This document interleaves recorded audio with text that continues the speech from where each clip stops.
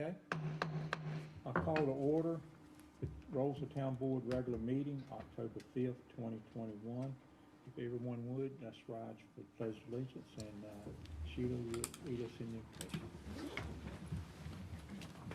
Allegiance to the flag of the United States of America and to the republic for which it stands, one nation, under God, indivisible, with liberty and justice for all. Heavenly Father, we just thank you for this opportunity to gather today. First of all, we thank you for life and peace and health, God. We pray for our community right now, and we pray for those that are sick, those that are hurting. We pray for our first responders, God, and our military, God, and our citizens of Rolesville. And we pray right now for this town board that we will make decisions that are pleasing in your sight and for the best for our community. We just thank you for this opportunity, and we don't take it lightly. In your son, Jesus' name, I pray. Amen. Amen.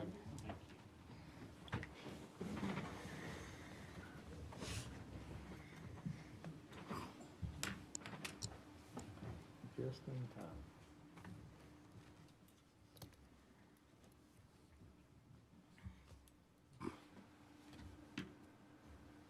Okay, this is a part that I always enjoy coming up on the agenda. We're going to recognize a citizen tonight. I would just like now to take just a few minutes to recognize one of our citizens in Rolesville. This is an effort from us on the board to try to get back engaged with our citizens as we begin once again to meet in person. This is an appreciation of our citizens to help to keep the small town charm alive. My goal is to attempt to show appreciation to all segments of our population. This is one of our citizens that show an example of doing the extra effort for the town, the community, and the neighborhood that she lives in. She is from Watkins Farm Subdivision, Pat London. Pat is also known as wife of Charles Flournoy, which he is more visible to our community. Pat is not as visible as Charles, but certainly her contributions have been seen in our neighborhood. Pat is one that stays busy. Proverbs 16:27 quotes, "Idle hands are the devil's workshop." Certainly Pat does a lot of good work with her hands. Before COVID, Pat volunteered at Rolesville Elementary School for approximately 4.5 years, teaching math and reading comprehensive to second and third grade students. I'm told that she would absolutely love her students, and they loved her in return. I hope you will be able to return to providing that service to our young people one day. Pat volunteered with Meals on Wheels in Rolesville area. She also volunteered with hospice, which is one of the most loving ways that someone can volunteer. When she's not busy helping others, Pat has a small vegetable garden on her property that every summer she shares with the produce with her neighbors. I shared last month that one of the qualities of a good neighbor is helpful. She's always there to lend a hand, whether it's volunteer work or sharing vegetables with her neighbors. The thing most noticeable to me as I ride by where Pat and Charles live is the entrance to the Watkins Farm neighborhood. It is one of the older neighborhoods in town and does not have a HOA. That does not matter, because when you ride by, you would never know. Pat, along with Charles, painted the Watkins Farm sign at the entrance of the development, as well as planted flowers. As you can see, some pictures are being put up there. Hope everybody can see it on internet there. This is not private property; it's community property that Pat and Charles provide to the community there, and you can see how good it looks. They have been doing this for several years, and this is just not something they've done recently. So Pat is certainly a model citizen in Rolesville, and I just want to take just a few minutes to thank you, Pat, on behalf of the town of Rolesville board and also the citizens that we represent. And while I walk down to greet Pat, if anybody has anything to add, please do so. Charles, you can come up too. You can be part of this thing too. Most of that was not Charles, that was Pat. Well, that's the view. Topsoil or fertilizer, mulch. It had to be at least every year between 40 and 50 bags of mulch. Oh, wow. That's because you know he won't let people bring it. He has to do Yeah. it. Well, thank you, Pat. I really, when I walk by or ride by the area, I know you do a lot of hard work. I see y'all like on Saturday mornings and everything, so, I really appreciate that. And that's the spirit of Rolesville, I think. And we got just a little thing here that you can, but,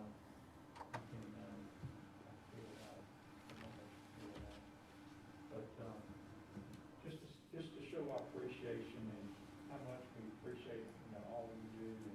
And I know Charles helped, but that's all he does. He helps. You're the one that makes it happen, so. Let's get a picture. Charles, you want to be in the picture? Or? No, that doesn't. She doesn't like the spotlight at all. Ask her for a second.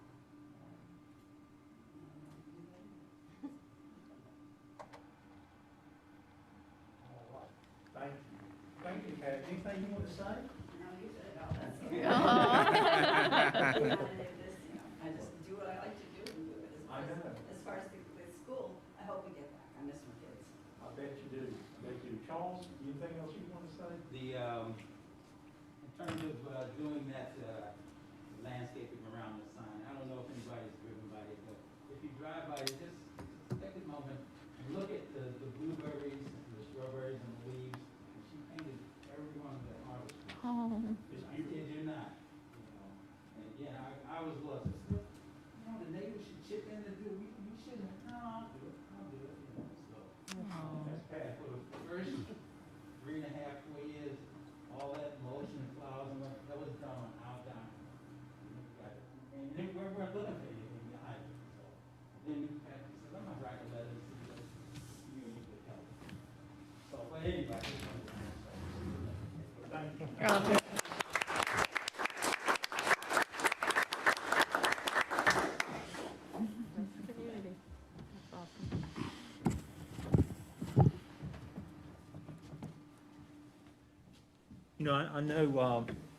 I know we got a lot of similarities of what we just witnessed there in our small town at Rolesville. So, so let's just keep this coming. Board, you guys keep your eyes open to somebody, you see that is doing something for the community and they're a citizen here, lives in town. Let's recognize them and keep it going. And I really, I really see them out there working on Saturday morning and you see a lot of people working in the yard, but they're not necessarily working in the yard. They're working on the entry to the subdivision, which affects everybody a lot of times. So thank you very much. Appreciate that. Okay. Next item is the review of the agenda by the board. Any additions or any items you want to add, or and I would take it as consideration as a motion if you okay with the agenda. Motion to approve the agenda as cited. I'll second. Okay, I got a motion and a second. Is there any other discussion? If not, all in favor say aye. Aye. Any opposed? Not hearing any. Thank you, board. Now we look at the board liaison reports. Mayor Pro Tem Michelle Medley, anything from the planning board tonight? Only that the board approved the annexation with Wake Forest and Rolesville. Still waiting for more information, of course, but what they had in front of them, they were good with that. Can't hear you, Michelle. I'm sorry. Okay. I was saying that the board approved, they made a motion to approve the Wake Forest Rolesville annexation. They know that there's more coming, but what was presented to them, they were okay with. And the planner did tell us that she still has a lot of things in queue, so be prepared, board, for more. And really, that was it. Yeah, that was it. It was a pretty short meeting. 29 minutes, to be exact. But Thank that you. was it. Thank you, Michelle. Appreciate that. Commissioner Sutton, Economic Development. Thank you. I actually do not have an update to give at this time. I am actually going to defer to Michael McFarland, our Community and Economic Development Manager. He's going to have an extensive update, and I will do it no justice by trying to do it. So I'm going to defer to Michael, so more to come later. All right, thank you. Commissioner Vilga, Parks Recreation Advisory Board. Para met on September 22nd and discussed the next steps with the farm and how they'd like to proceed. They also discussed they're going to have open space and greenway information at the Fall Fun Fest to get community information. And there was also discussion of historical areas in Rolesville and possibly tying those sort of greenways. That's all I have. How do they want to proceed? Well, just, they want to see what the board is interested in and then proceed from there. Oh, Okay, thank you, Paul. Commissioner Wilson, Public Safety. I spoke with Chief Privet yesterday. Their board does not meet until October the 18th to discuss the articles cited as a result of the last planning session we had on urbanization and merging. So we'll have a report after that. He did tell me that 70% of his staff is now vaccinated, and those that are not vaccinated starting this Friday will be required to be tested weekly. At this time, that's all I've got to share. All right, thank you, Jackie. And Commissioner Sneed, anything from the League of Municipalities? Nope, we are working on getting their newsletter and a magazine. That's it for now. Thank you. Thank you. Now, public invited to be heard. I think, Robin, I got a couple signed up.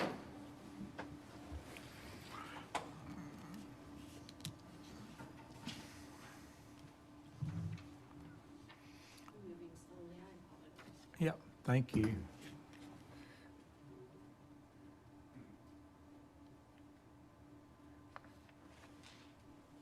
Very good.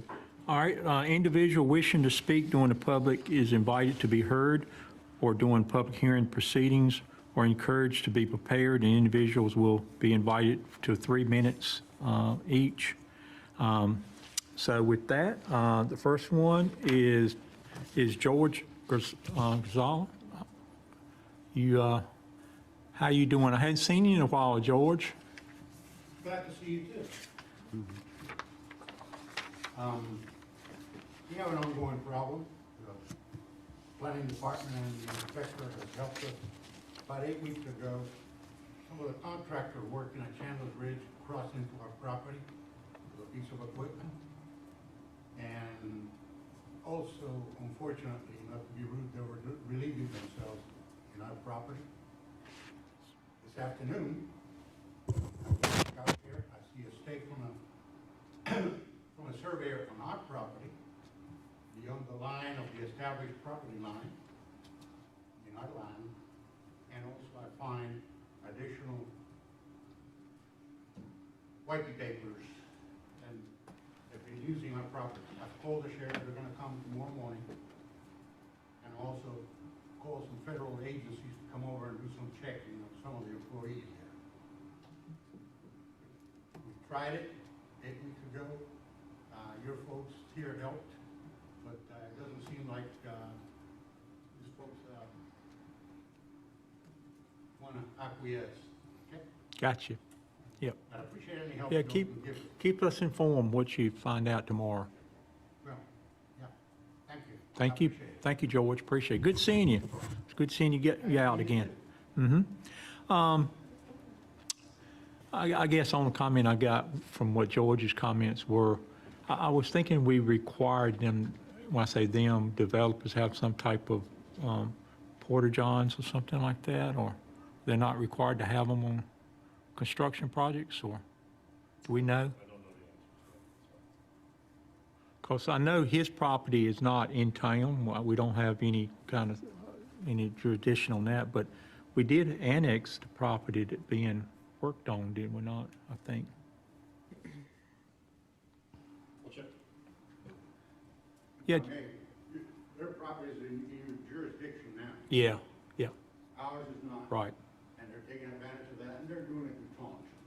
gotcha. I've had one of the people there tell me I should open myself the property. Well, just keep us informed, Joel. Well, Thank you. may have the lawyer also. All right. Show them. All right, thank you. Thank you. Mm-hmm. All right, let's see where I'm at. Okay, Dirk Vetchigan, come on up, and good to see you again, Dirk. I see you quite often, I think, now, especially with the ball games in town.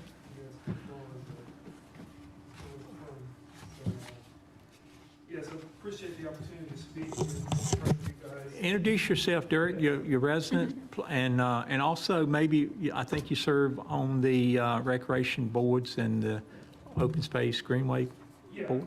my name's Derek Verstegen. I live in the villages at Rolesville, and I do serve on the Parks and Recreation Board, Advisory Board, as well as the Open Space and Greenway Committees. But I want to just, for the sake of making it clear, I am obviously here on my own accord and not necessarily speaking for any of those committees and boards yeah, so I do have 3 topics, as I mentioned, in the online form, so I'll just kind of dive into it and we'll get into it. So, and I'm going to read from what I've prepared, so forgive me for not making a lot of eye contact. I just want to make sure I get through it, because if we know things run wrong, I don't want to do that to us. But yes, as a member of the Open Space and Greenway Committee, I have recently started a discussion related to a concept that we hope to put before the Parks and Recreation Advisory Board, as well as the Open Space and Greenway Comprehensive Plan Steering Committee. The concept details an idea of our greenway and open space system that is best described as an outdoor museum. In short, the idea calls for a combination of both paved greenway trails and natural hiking trails to be used to highlight specific archaeological and geological points of interest. This, of course, would be in addition to the traditional uses of greenways for walking, riding, and running. As artifacts currently are found and documented, they are being stored or showcased in our local museum. To complement those findings, the actual spot the relic was found could be accessed from a marked natural trail coming off a nearby paved greenway. Accessing these locations using natural trail adds to the nostalgia of how the item would have been left there in the first place. Likewise, a natural trail would be installed coming off of the main greenway to access some of the unique large granite outcroppings and other special features found throughout the town, like waterfalls. Both points of interest types would have information plaques installed to serve as educational tools for people to read and appreciate. Recreation programming, for instance, a history hunt, could be created to take advantage of this and establish a truly unique experience our town could become known for. I bring this concept to you, to your attention in such advance in the hopes that you will take some time to think about the small, low-cost things we can do for the town and our residents. I also hope you will look and ask about this in the future in and outside of these meetings. With that said, the second item I wanted to bring up is the Walbrook development. This is a quick one, but basically I want to emphasize the importance of working with the developer to create useful access to Wall Creek Park. If we miss this opportunity, the town will not have a reasonable means of accessing that property. The town's deal with the Carlton Point developer has left us with no other opportunity. Wall Creek Park is a perfect example of how the outdoor museum concept would work. With a paved greenway trail coming to the panhandle of the property, a natural trail could be installed to access Wall Creek Park so the rock formations and waterfalls can be visited and appreciated. So those are the first 2 points. The should be right about my 3-minute mark, but I know how other people tend to take 30, so I'm gonna take 7 more of your minutes. And talk about Fraser Farm. I want to start by saying that I learned a great deal in last month's town hall work session held on September 21st. There was a lot of information and it clearly helped me understand more about how the town manages its finances, particularly its debt. It also helped me shape my perspective on what I think is the most reasonable way to move forward considering how to build out Fraser Farm. In short, I don't think it's the right time for a park and recreation bond, and it pains me to admit that given all that I'm involved in with this town and the time I enjoy outdoors. But given the aggressive timeline, the expense, and overall timing of the project, I'm not convinced we are ready to go all in. Again, this is not opinion I wish I had. However, I do think it is very important that we move forward with activating the park's use. I think it is extremely important that we introduce the ability to use the park in some fashion that still allows the master plan for the property to be implemented without doubling any work. During last month's workshop, McAdams presented a possible solution. It was referred to as Phase 1 scenario. This basically involved installing the multi-purpose artificial turf field called for in the park's master plan. Although I was pretty disappointed to see there was no mention of paved greenways and natural trails included in that plan, I shared my concern with the McAdams representative who took note and I hope will incorporate that in an update.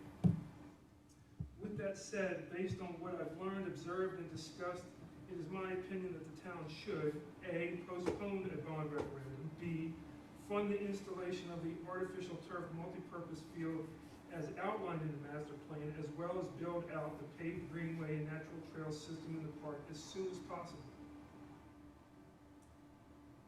Begin putting money aside as described in last month's workshop, so that a bond referendum can be revisited but at a much lower cost consideration because of the investment and funds that we have been allocated in advance. I want to share a couple things to support this approach. Last month, over a 6-day period, a 3-question online survey was made available by various members of the Parks and Recreation Advisory Board, and in that short time, we received just under 200 responses. Those results were shared with each of you, town commissioners, and are now posted on the page where the survey originally was located. I'd like to take some time to review those results now. I want to start the review with a question specifically directed to Commissioner Steen. At last month's workshop, when the topic and the survey was being discussed, at the 4-hour, 22-minute, and 36-second mark, you stated, even the ones that did respond, I don't think that it supported it. I am curious how you came to that determination.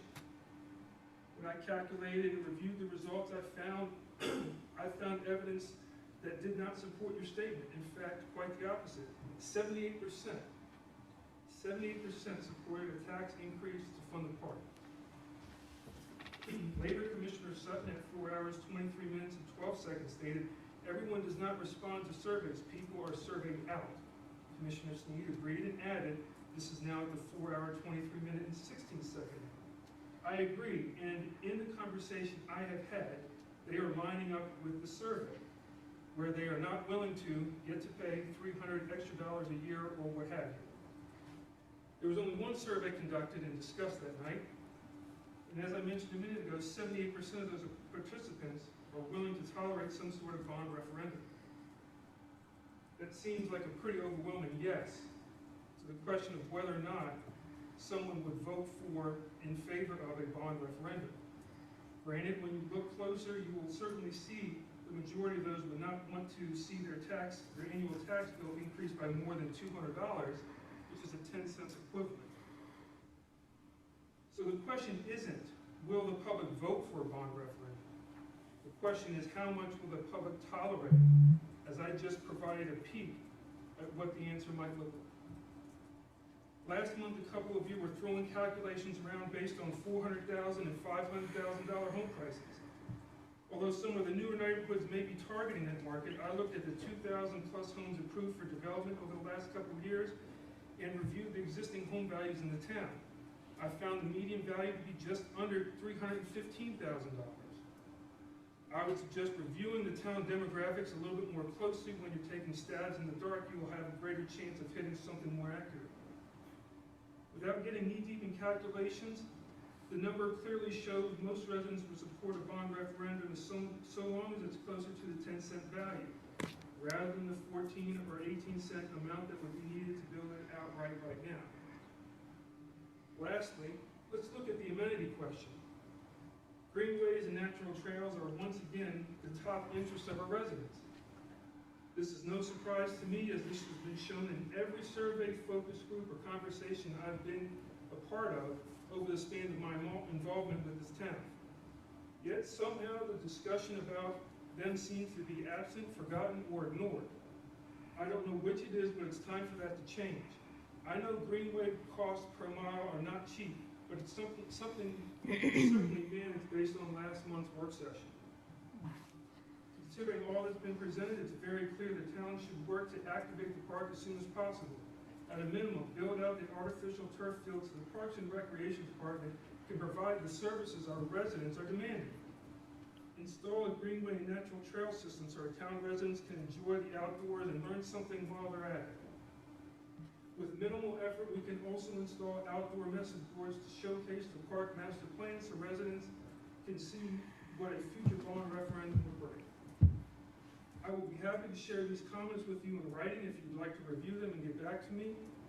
And of course, again, thank you for allowing me the time to share my thoughts. Thank you, Derek. Appreciate that. There's a lot of information. I can see that you put a lot of time and effort in researching that, so thank you. Thank you for bringing that to the board's attention. Okay. Our next person signed up, Jeannie Milken Bonds. So come up. I think I have received an email from you, but I don't know you. So welcome. First time town board meeting, I think, maybe? Yes. Well, welcome. Moved here in 2017. Gotcha. Well, state your name and address and what you'd like to present to the board. Jeannie Milliken Bonds, I live at 1332 Mackinac Drive in Stonewater. And I really appreciate, Mayor, your immediate response to my email. So I'm here on public safety matter for the Stonewater neighborhood because we have an issue with speeders. So many of us have witnessed people running through the four-way stops, going excessive speeds. Some of them are the workers as they finish the houses in the neighborhood, but many are people that have moved here. And, you know, just when I ask people, they don't seem to know what the speed limit is. They don't know they're in Rolesville either, even though there's a sign. So the two thoroughfares into the neighborhood, Yardley and Mackinac, both have blind curves and hills. There's a lot of people using the sidewalks. You know, some people go into the streets. We have the roll curb and gutter. And so I just would like to ask if you would consider putting speed limit signs at the entrance to the neighborhood in hopes that people will then be aware of the speed limit and, you know, respect the pedestrian traffic in the neighborhood. I'm sorry, what neighborhood were you referring to? Stonewater, off Forestville. Okay. Anything else? Well, thank you. Hope you come back. Thank you. And I did, thank you. I did follow up with the chief, and I think you may have mentioned you're going to increase maybe some presence out there. It is a little way out of town. I think you mentioned that. So I think the chief said that he would do that. And also, I didn't know we didn't have signs. That's something we probably need to follow up on and see what's going on there. And I know, Chief, we used to have this big sign we could put up that gets people's attention if they're over speeding or something. Maybe we could try that if the people is willing. Now, one thing I was going to ask, and maybe you can answer me, I couldn't find out, do you have a homeowner association yet, or is it still managed by the developer? It's still managed by the developer. I think we're on the last 4 or 5 houses. Yeah. So I was thinking, when I followed up with Michael, that's the answer I got. And, you know, once we get your homeowner association started, that's how we kind of talk to the president of that and all. So I understand the situation you're in now without one. So thank you for bringing that to our attention. Thank you so much. I'm sorry, who is your management company? PPM, Okay, yeah, they're aware of it. okay. But, you know, I mean, usually the response is people don't know the speed limit. A lot of people move here from other states, you know, seem oblivious to what the speed limit is in a residential area. Thank you. Appreciate that. Very good. Okay, that's all I got to sign up. I'll open the floor. Anybody else that wants to speak? I wanted to follow up on Derek Versteegen's information. Did he have copies that he wanted to share? Because I would like a copy if you have one available. I can, like I mentioned, I'm happy to email it to you. I don't have Okay. copies with me tonight. Okay, thank you. Yeah. I can email it to Okay. the board if everybody. Yeah, if you would, email it to Kelly and him, share it with everybody. Okay, happy to. Myself. Yeah. Especially the part about the real estate, the values. Be great. Thank you. Thanks, Derek. That's good? Thank you. All right, next item. We got the consent agenda. Looks like there's 5 items. The minutes is the first 2. Police off-duty equipment. I think we talked about that in a work session. KCMA 20-03. They called for a public hearing on November the 4th. And resolution 2021 R34, which is, I think, our public works property. Letting Robin take the stab at researching that. So I have a motion on the consent agenda.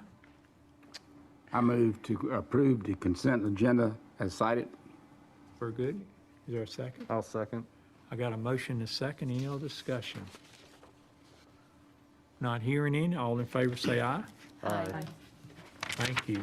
No Ronnie, no's?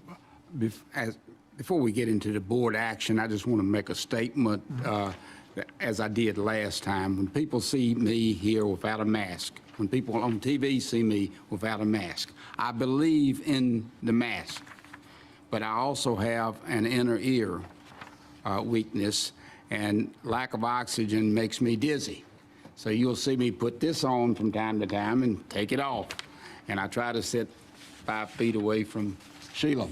But I do believe in the mask, and I believe in the COVID protocols in place, and this is not a rebellion against any of that. This is due to a health issue, a minor health issue. It's just that when I lose oxygen, I get lightheaded. Thank you. Thank you, Jackie. And, you know, thank you, board. I know we're struggling with this COVID thing, and we all trying to wear the mask as much as we can. So let's make sure we continue to do that. So thank you very much for that.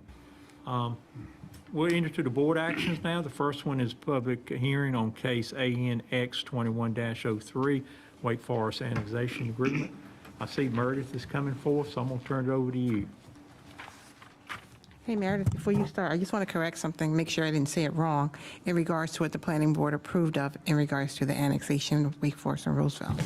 So their approval was to continue moving forward, and I'm not sure if I conveyed that correctly. So if I didn't, I'm saying it now. Was that correct? You are just fine, and I will be going over their recommendations. Okay. Presentations, we'll touch on. All right, sounds good, thank you.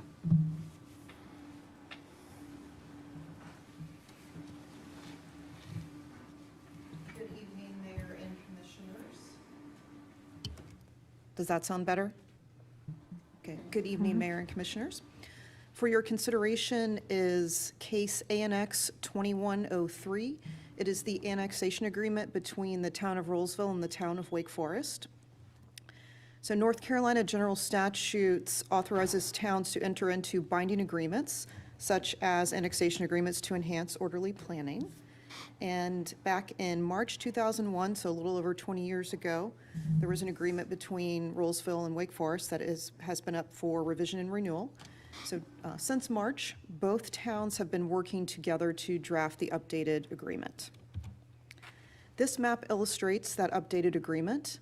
In green, the darker green is Wake Forest corporate limits, and I like to call it eggplant, or you could call it magenta, shows Rolesville's corporate limits. This map shows a comparison between the previous agreement and the updated agreement. You can zoom in and see that a little better. About 80 parcels are affected, and the parcels you see in the magenta will now be in Rolesville's extraterritorial jurisdiction, and the ones in green will now be in Wake Forest. So I heard from our town manager that Wake Forest approved the annexation agreement, the Wake Forest Board of Commissioners approved the annexation agreement earlier this evening. So we're on the same schedule for the evening meeting. And at the planning board meeting on September 27th, as Michelle noted, the board recommended unanimously for approval of the agreement. So following the public hearing, staff recommends the Board of Commissioners approve the annexation agreement between Rolesville and Wake Forest. And again, following, either before or following the public hearing, I'm certainly available for questions. Okay, thank you. I'll open the public hearing, and I will take any comments from the public in favor. Any comments from the public in opposition? Any additional comments from staff before I close the public hearing? Okay, I'll close the public hearing, and I will turn it over to the board for consideration and deliberation. Mr. Mayor, I move that we approve case ANX 2103. I second. Okay, there's a motion and a second. Any other discussion? If not, all in favor say aye. Aye. Any opposed? All right. Thank you, board. Appreciate that. Thank you, staff. We've worked on this long before you came on board, Murder. I think we've been working on it for, well, you know, you said it expired in March, so, you know, we started working on it even before March, so it took a while, but I appreciate staff and all the effort that previous and present staff put into it, so thanks much for that. Item 2, we'll continue the public hearing on case ANX 21-02, Mooning Hollingsworth annexation and rezoning. Looks like you're up bad again, Meredith. Yes, I am. Thank you. So we are looking at the Hollingsworth and Moody properties, and this presentation combines the annexation petition and the rezoning request. And then at the end of the presentation, there will be 2 separate motions. I have a slide for each one to continue the public hearing for the annexation request, and the other to set the public hearing date for the rezoning request. So the subject properties for both the annexation case 2102 and the rezoning request MA 2105 are located off of Rolesville Road. Mitchell Mill Road is just off the bottom of the image, if that helps orient anybody. And Kalis Falls, that development surrounds the subject properties as well. So there are 2 annexation petitions within this case, one for Moody and one for Hollingsworth. And based on consent of the property owners, staff is presenting the case as one annexation. So for the annexation portion, we can open the public hearing, and following the public hearing, the suggested motion is to continue the public hearing to the date certain, November 4th. Okay, so that's for just annexation that you're asking to continue? Continue, correct, because we have not had the public hearing yet for the rezoning case. Just as a preview, for the rezoning case motion, it will be to schedule the public hearing for Okay, so November 4th. you want to do both, one at a time? Yes, please. Okay, so you heard, well, I'll tell you what, let me open the public hearing. Public hearing is now open. You heard the request from staff to request the board to continue the public hearing on ANX 21-02 to November the 4th, 2021. What's the wishes of the board on that? So moved. I got a I wanted motion. to say it, sorry. All right. I'm good. Okay. Do you have to close the public hearing before we do that?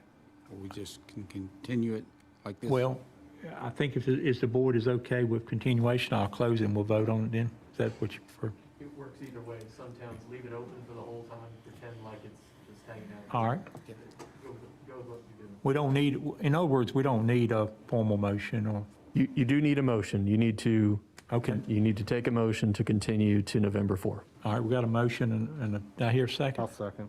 All right, got a motion second. All in favor, say aye. Aye. Any opposed? Not hearing any? All right, we'll continue that one. And I will open the public hearing on the rezoning request, MA 21-05. Do I hear a motion on that one? So move. A second? I'll second. All right, so for the rezoning, I got a motion and a second. Any other discussion? If not, all in favor, say aye.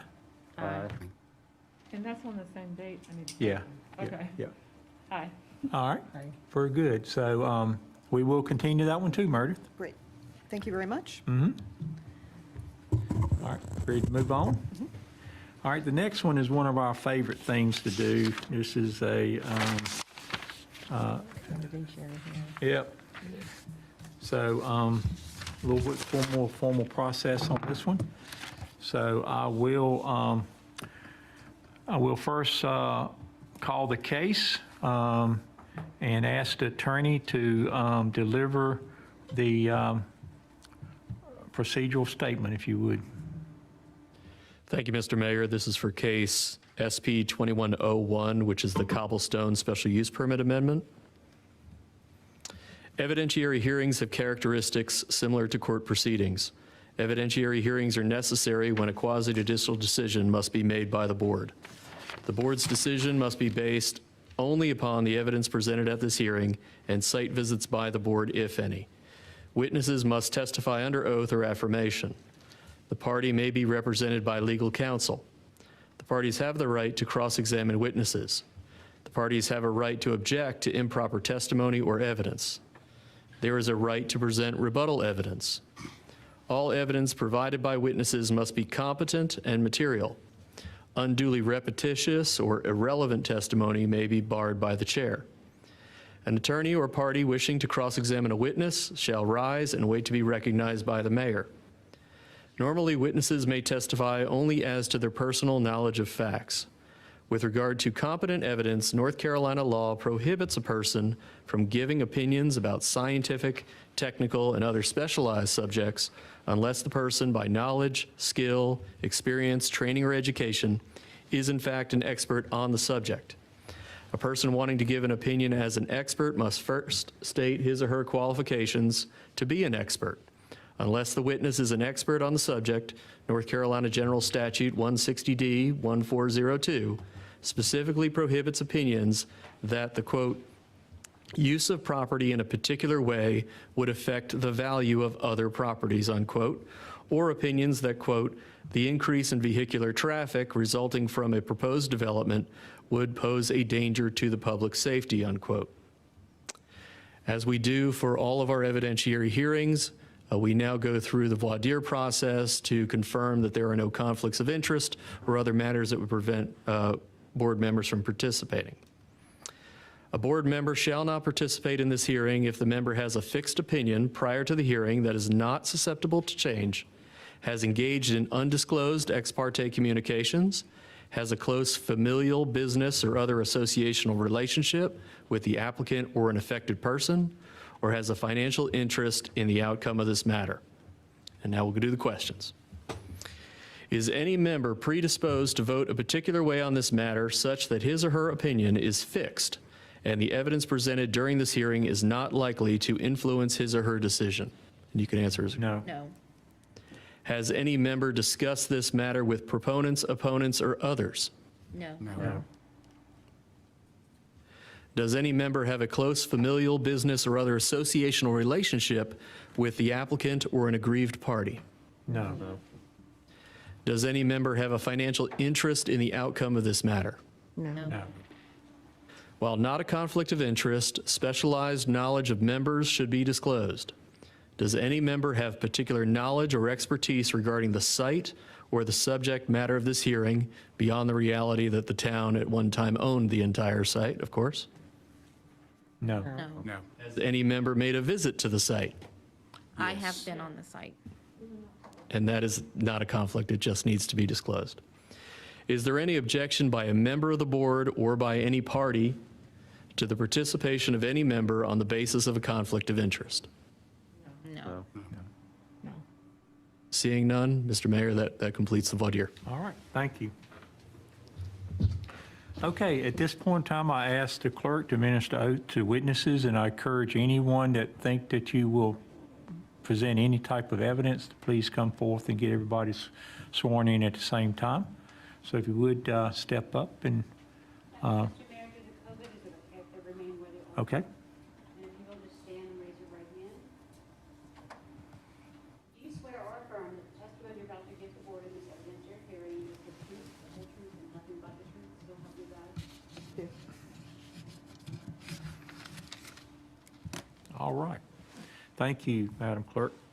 At this time, I open the evidentiary hearing for case SP 21-01, Cobblestone SUP amendment.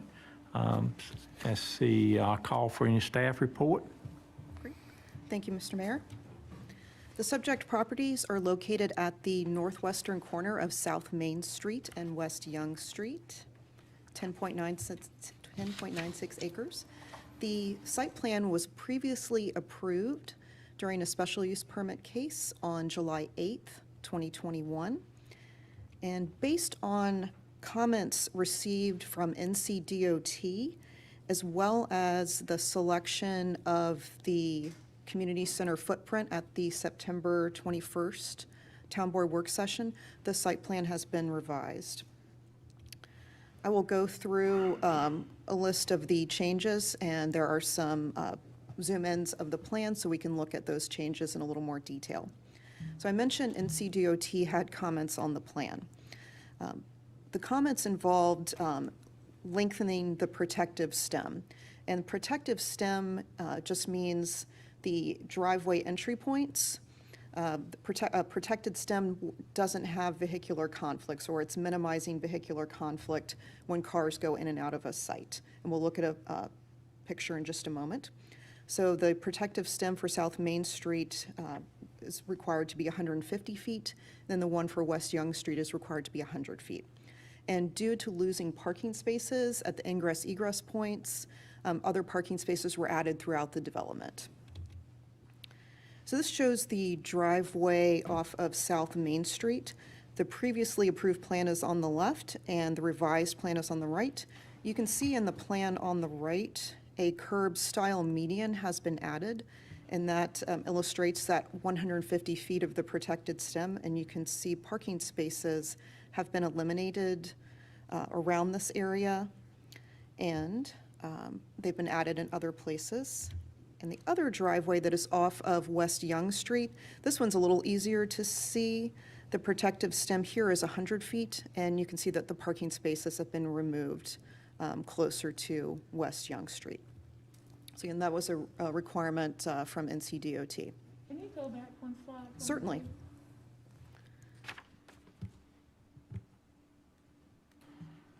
So is the point not to have parking on either side per DOT?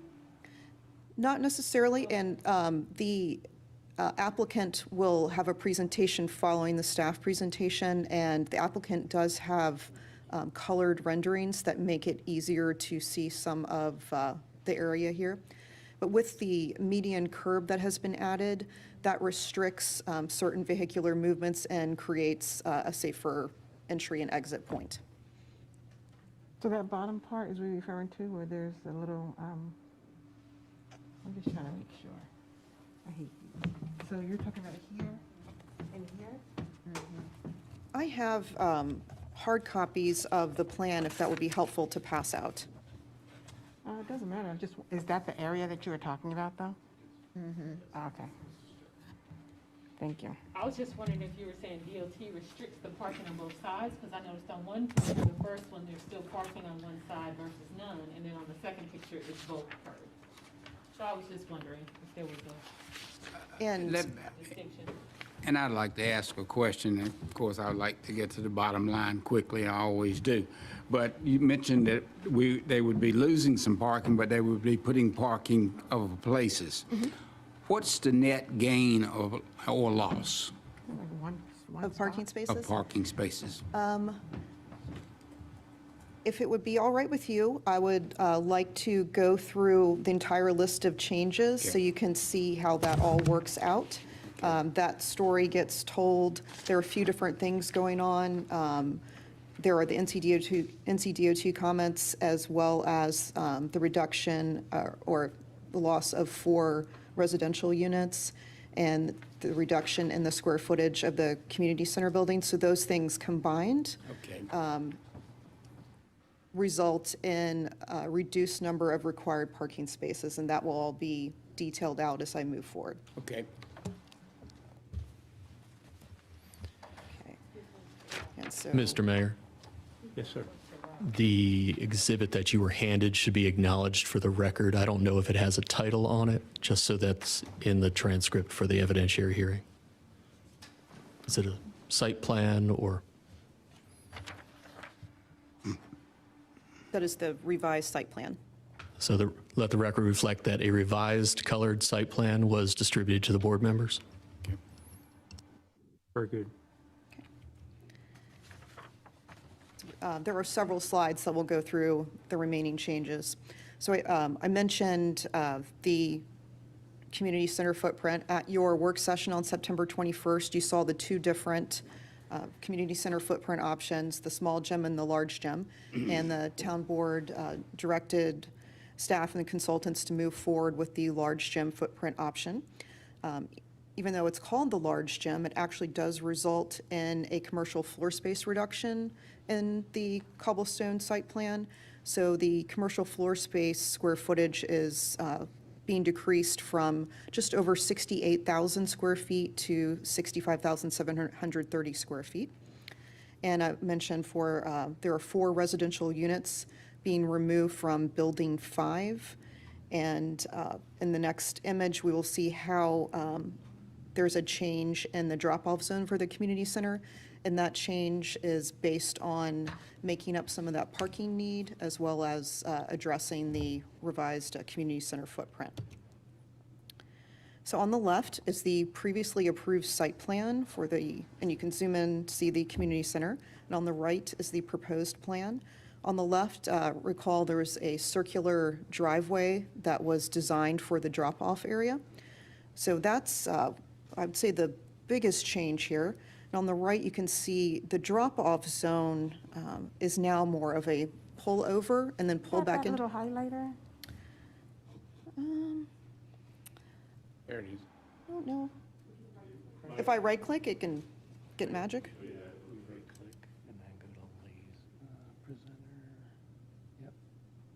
Oh, cool. Thank you.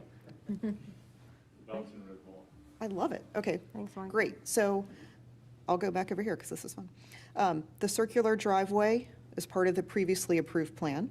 And then now the drop-off zone, let's say you're driving through, you pull over to the side, and this is labeled as drop-off zone. And the entrance to the community center is here, so the drop-off zone is next to the entryway. And then if you're coming out of the drop-off zone, you would go back into the travel way versus the circular drive in the previous plan, or the approved plan. And you can also see the space in front of the community center is different. There's more of a community gathering space now in front of the community center versus the circular drop-off. And the 4 residential units that were removed from Building 5 were out of this. This is Building 5. So revised parking calculations reflect the removal of 4 apartment units or residential units, the reduction in community center square footage, and based on a 15% parking reduction that was approved as part of the previous plan, Now 467 parking spaces are required and 468 parking spaces are provided. Also, with changes to the plan are the related conditions of approval. So conditions 1 and 4 that were approved as part of the previous plan are proposed to change. The first one is simply spelling correction. Instead of technical review commitment, it's committee. That's the first one. And then the fourth condition for approval, the parking space count is 467 instead of 480. So Commissioner Wilson, hopefully that answers your question about the change in parking spaces. Okay. So there are 5 conditions of approval, and again, the first and fourth are proposed to change, the spelling correction and the parking count update. There are 7 findings of fact in the Unified Development Ordinance that will be used for the decision-making. And now I'd like to invite the applicant up to give their testimony. Any questions for Meredith before she steps down? Okay, I would say that the application and staff reports, including the new handout, are admitted into evidence. Before we get applicant witnesses, is there any attorneys in the room for either party? Okay, good. Then I will call for evidence from the applicant and the applicant witnesses at this time.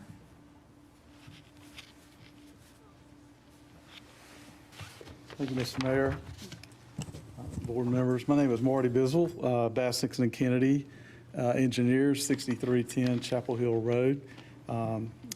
We are the project engineers for the development, and as Meredith mentioned, we have appeared before you in July, and since then we have had some changes, primarily dictated by NCDOT, but they have reviewed and approved what you just saw from Meredith's presentation. I don't want to take up a lot of your time by going and repeating a lot of information that we repeated, basically presented in July. But our primary reason for being here tonight is due to the DOT reviewing our site plan and asking for the protected stems. That is what has initiated the major changes, but has also given us a chance to incorporate the proposed community center. And I know you're working on that. We have met with your architect a couple times in person and had several email correspondences with them, and have shared information, and it's allowed us to be able to incorporate what at the moment is the footprint of the new community center, knowing that may change, and we'll go through some iterations, but we have their latest footprint incorporated into our site plan. So as Meredith mentioned, we have basically we're removing 4 apartment units, and we have incorporated the square footage of the proposed community center. We had basically initially shown that as 18,200 square feet. Architects now are showing that at 15,900. So we've incorporated that into our parking calculations.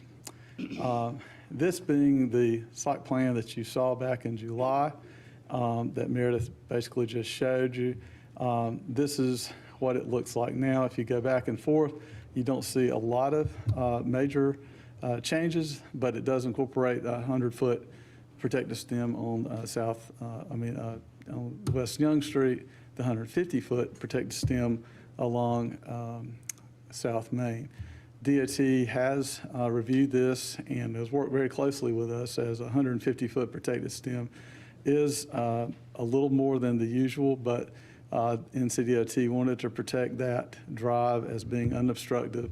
And their idea basically is they're looking for traffic to be able to get off of an NCDOT street and not have to back up and hold up traffic congestion or cause traffic congestion getting off the NCDOT street.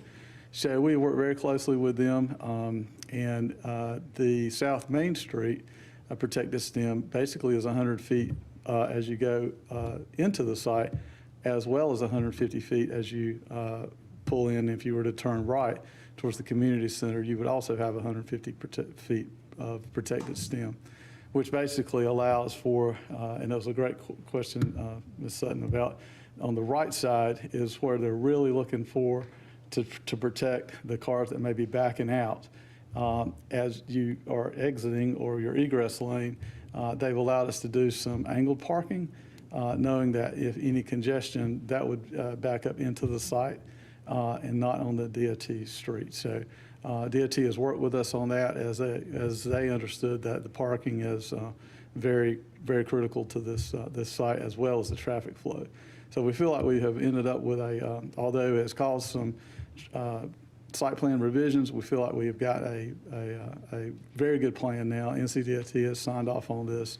And again, it has allowed us to incorporate the community center, which has altered as Meredith showed, has altered the site plan as we had previously shown, but we are able to incorporate what we felt like was a very important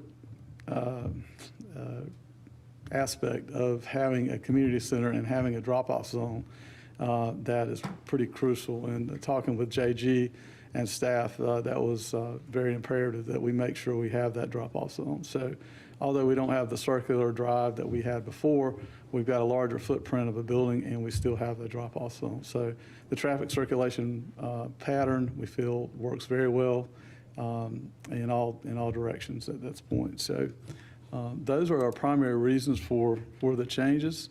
A lot of the slides I have shared with you before, none of these have changed. Our building elevations are remaining the same. Just kind of scrolling through those. We had talked about the building elevations and the height restrictions. We've actually gone back through our shared parking calculations to make sure that this actually does meet all the criteria that we have talked about before.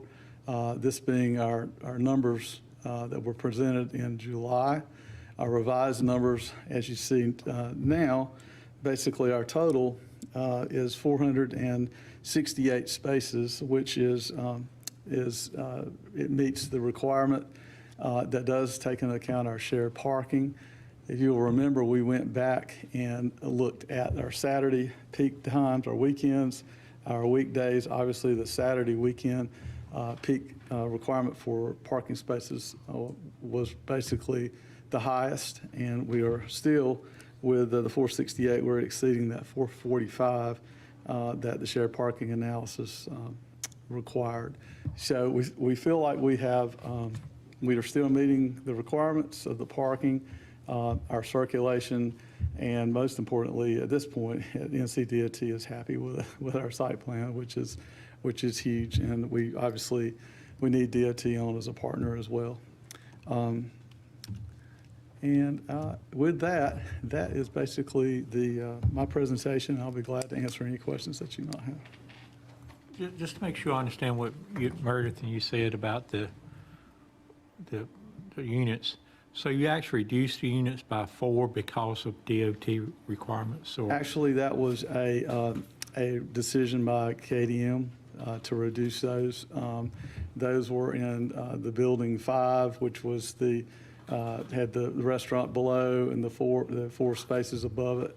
They asked that be eliminated due to the cost of those construction of those units. So building 5 would not have any residential in it? That's correct. And which one is building 5? I know it's probably on this sheet, but it's pretty small from 63 OI. So that one? Okay. So the whole building is going to be eliminated?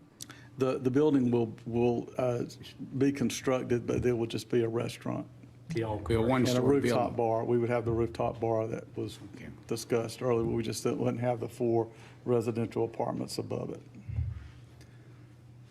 So was the rooftop bar in the previous one Yes, too? sir. So this would just be a bigger area or something maybe? The footprint should remain the same as we see here. We just wouldn't have that second and third story of apartments. Gotcha. So I have a question, and maybe it's just the wording, but something doesn't make sense to me. The first bullet on here, we have a commercial floor space reduction from 68,030 to 65,730 based on the community center footprint provided by CPL. On the first rendition of this, the community center shows it 18,200 square feet. And the second one, we're going down to 15,900 square feet. So we're actually making a smaller building, and we're losing commercially wanted. So that's my question about that. Right, and that is really due in large part because of the gym. As they currently have it shown now, it is a full court gym, which is open for at least the 2 stories. Initially, when we presented before, we basically took our footprint knowing it would be a multi-story building.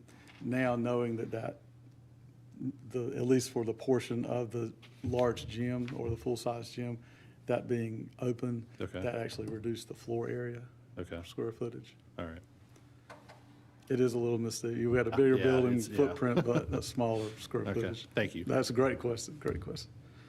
Well, I have a clarification question because I'm not clear when I look at the picture, and I'm not an engineer. Let me just clarify that, so I'll start there. But I don't understand why the kind of roundabout thing was taken out. When I look over here, I don't see where it's compensating for space. It looks like spatially the same amount of space to me, but I am, again, I'm not an engineer. But can you explain why the round, whatever it's called, I wrote it in, I forgot the name of it, the drop zone. The drop Circular zone. drop zone, why that was changed? Right, this actually went under a couple of iterations before we got here. We obviously lost parking spaces on the protected stem in both entrances. So knowing that we needed to make up additional parking spaces, we actually made those up along here. If I go back to the original, we actually took that area and made parking out of that along the street there. So we were able to gain several spaces there. And we basically had a no net gain. We were initially proposing 481 parking spaces. And we basically were able to show that even though we lost spaces on our internal stems, by making up some of the areas here, we added some parking and where we had landscape islands and things like that. But when the building footprint came in, obviously it being much larger, we were not able to accommodate as many spaces there as we were hoping to get out of where that roundabout was. So in adding that larger footprint, we had to basically look at still getting a drop zone in, but trying to get as many parking spaces as we can. So this is kind of what we ended up with. I don't see any additional parking unless I'm missing it. Point to where the additional parking is in that area. I see where you're talking about there, but on the new picture. Yeah, I see 2 spots maybe Where at the did very you top. gain parking? We actually, in that area, the iteration that you're not seeing was an iteration before the new community center was in. We were able to add parking along, basically along all the drive here. But with the larger building here, it actually prohibited us from doing that parking. So with a combination of the square footage of the community center going down, as well as losing the 4 parking of the 4 apartment spaces, our parking requirement actually decreased. And so our ultimate parking number is actually less than what it was in July, but by having less apartment units and less square footage on the community center, the parking requirement is actually less. So we could technically have that drop-off zone and have the circle connected to it. Yeah, I'm confused because I don't see any additional parking in this There- iteration. I So agree I'm with you. There is no additional parking because there's not the need for it because you reduce. That's exactly right. See, That's there's no exactly right. additional parking. That's right. Right, so Yeah, but why isn't I'd the rather have the circle than have the circular cut, zone yeah. So when we started this process, correct me if I'm wrong, I remember there being something about a clock tower And aesthetics matter to me. I'm sorry, but it does. If you don't put it in now, it ain't gonna happen. I know DOT doesn't care, I know engineers may not care, but I care. So that's why I'm asking, if you're not gaining anything from it, why did you change it? And could it be possible to have a smaller drop, whatever it's called, circular drop, Right. drop-off zone? Because Right. if you didn't gain anything, then why was it changed so drastically? Well, we basically were trying to accommodate the lost spaces on the protected stems. And by incorporating this larger community center, we were, obviously that roundabout was much too large to accommodate that. So we had to make some changes as far as being able to accommodate the new building footprint. Because you can see it is quite large, much larger. Okay, I'm visual, so I'm gonna walk up, if you don't mind, to Okay. this and make sure that I'm clear. So I'm looking at this space right here, and if Right. I overlay those, to me, they look similar in size Right, let me see. from if I that can- previous picture. There it is, there it is. Yeah, that's the previous there, and then this is the new one. Can they go side by side or no? So I don't see the difference you're pointing out. Yeah, so it is a different pattern, traffic pattern completely, as far as we don't have that drive now, but the building actually is a little bit larger as it encroaches into that area a little bit more. One thing too that was driving this, now we know more about where the front of the building is. The front, as the current architectural plans show now, the front is actually here. And the architect had recommended that the drop-off zone be in this area closer to the front of the building versus putting it, out this way. So that's just green space. and then That is that's still, the road that is around. correct. And Yeah. that, discussions have been, there has been some talk, and we propose to do some additional landscaping there. Obviously, there is room to do some hardscaping there, to do some additional landscaping there. That area right now is a great spot, for additional landscaping or hardscaping that can come along. Right now, we're just showing that as a landscaped area, because I don't think, obviously, the building has not been finalized, so we're not quite sure what may go there. And the town, obviously, you would have a say in what, Yeah, or the and say in what goes there. if I can add to what Sheila's saying, that triangle space to me looks like wasted space. And I'd really like to see the roundabout there. And, Because that's green space too, right, within that roundabout? Go back to the roundabout, There's no green space within that roundabout? just a little bit around the edge, you can see. Right. So, But to okay, me- then I'm Marty, would confused. it be helpful to have staff comment on deliberations on this also? absolutely, absolutely. Do I need to testify Please. if I were to enter any testimony on this item? Yeah, unless Meredith can do it for you. Meredith, do you think you can answer those questions? You were only involved in one meeting. Would you like to have JG and I discuss the transition potentially? So as part of your answering is going to be what's inside of that circle? Let's, The transition. Okay. let's let him finish what he wanted to do, Okay. and then we'll come back to the circle. Okay. Is that okay with everybody? Come back to the circle discussion then. Yes, and basically, the circle we could go back and look at that. This is in the discussions that we had. It seemed to work better with the traffic flow to have that drop-off zone immediately, adjacent to where the front of the building is currently proposed right now. Not to say that a smaller roundabout could not be worked in. This is just kind of the direction that we felt the discussions were going at the time, but nothing to say that a smaller roundabout couldn't be worked out. So, Doesn't the circle give you more of a roundabout anyway, and you more of a drop-off anyway? it actually, it was functioning as a drop-off as well, not necessarily the idea of a traffic circle and as a typical roundabout would work. This actual laneage here, and if I can show through here, there was actually two-way traffic going here. Now, obviously, if a car wanted to stop here and drop off their children or whoever to the community center, that would work as well. But this was really functioning more of as a drop-off as well, not necessarily for a roundabout for traffic circulation.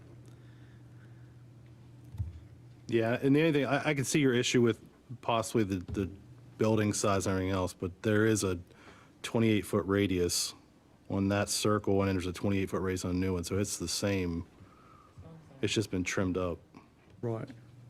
And you can see this, if the entrance is here, this drop-off zone is immediately adjacent to it. So if a parent is dropping their kids off for basketball, they can just basically step right into the building.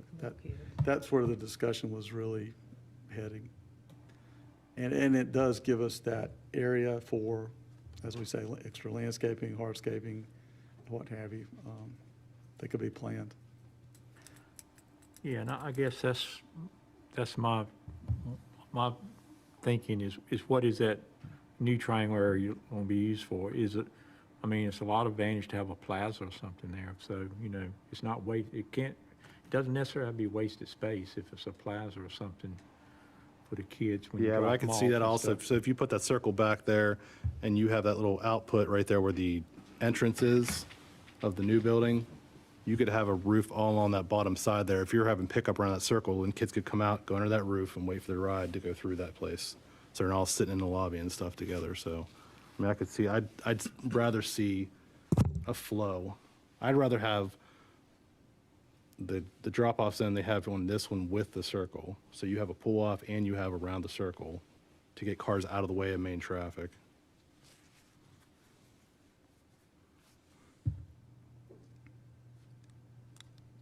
Anything else you want to add? I think in that's evidence? it, Mr. Mayor. I think that's Okay. all. All right, thank you. Yes, sir. Was it any other people? I've got an overflow parking discussion, but you let me know if you want to do that. Let's do the traffic circle next, since we'll keep the flow going here. So I think Madam Secretary, swear in Manager Kelly And JG, just in case. JG. Just JG? And I. Both of you? Yeah. Do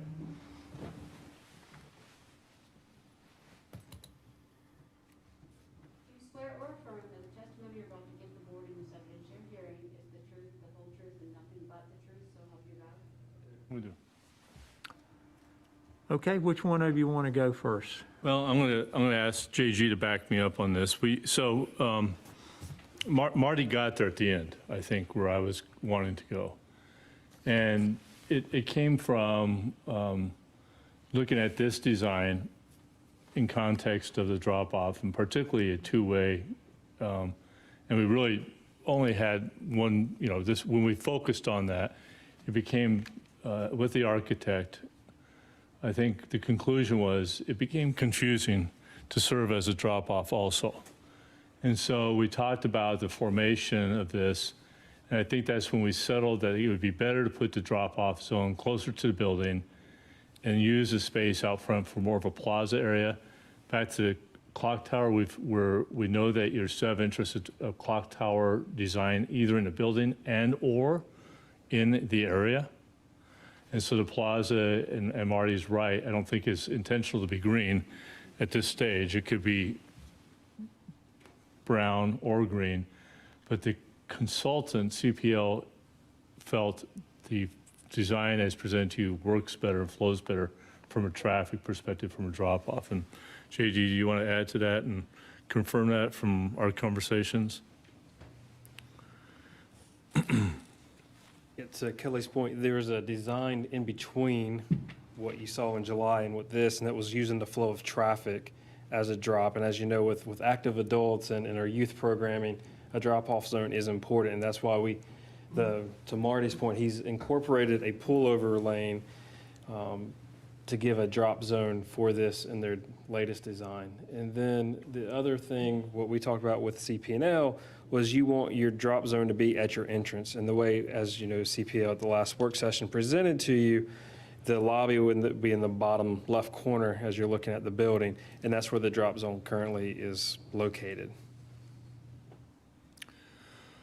So that, I just want to report out how we got here too from staff's perspective, because it was a shared decision to some level. Now, if the board, I would like to ask the attorney, if the board would like to have us continue looking at potentially modifying, if there's a better way of doing this to meet your interests, of possibly including some element like you see here, could an approval add a condition that we don't have to come back, but we could work through potentially amending this piece of this only,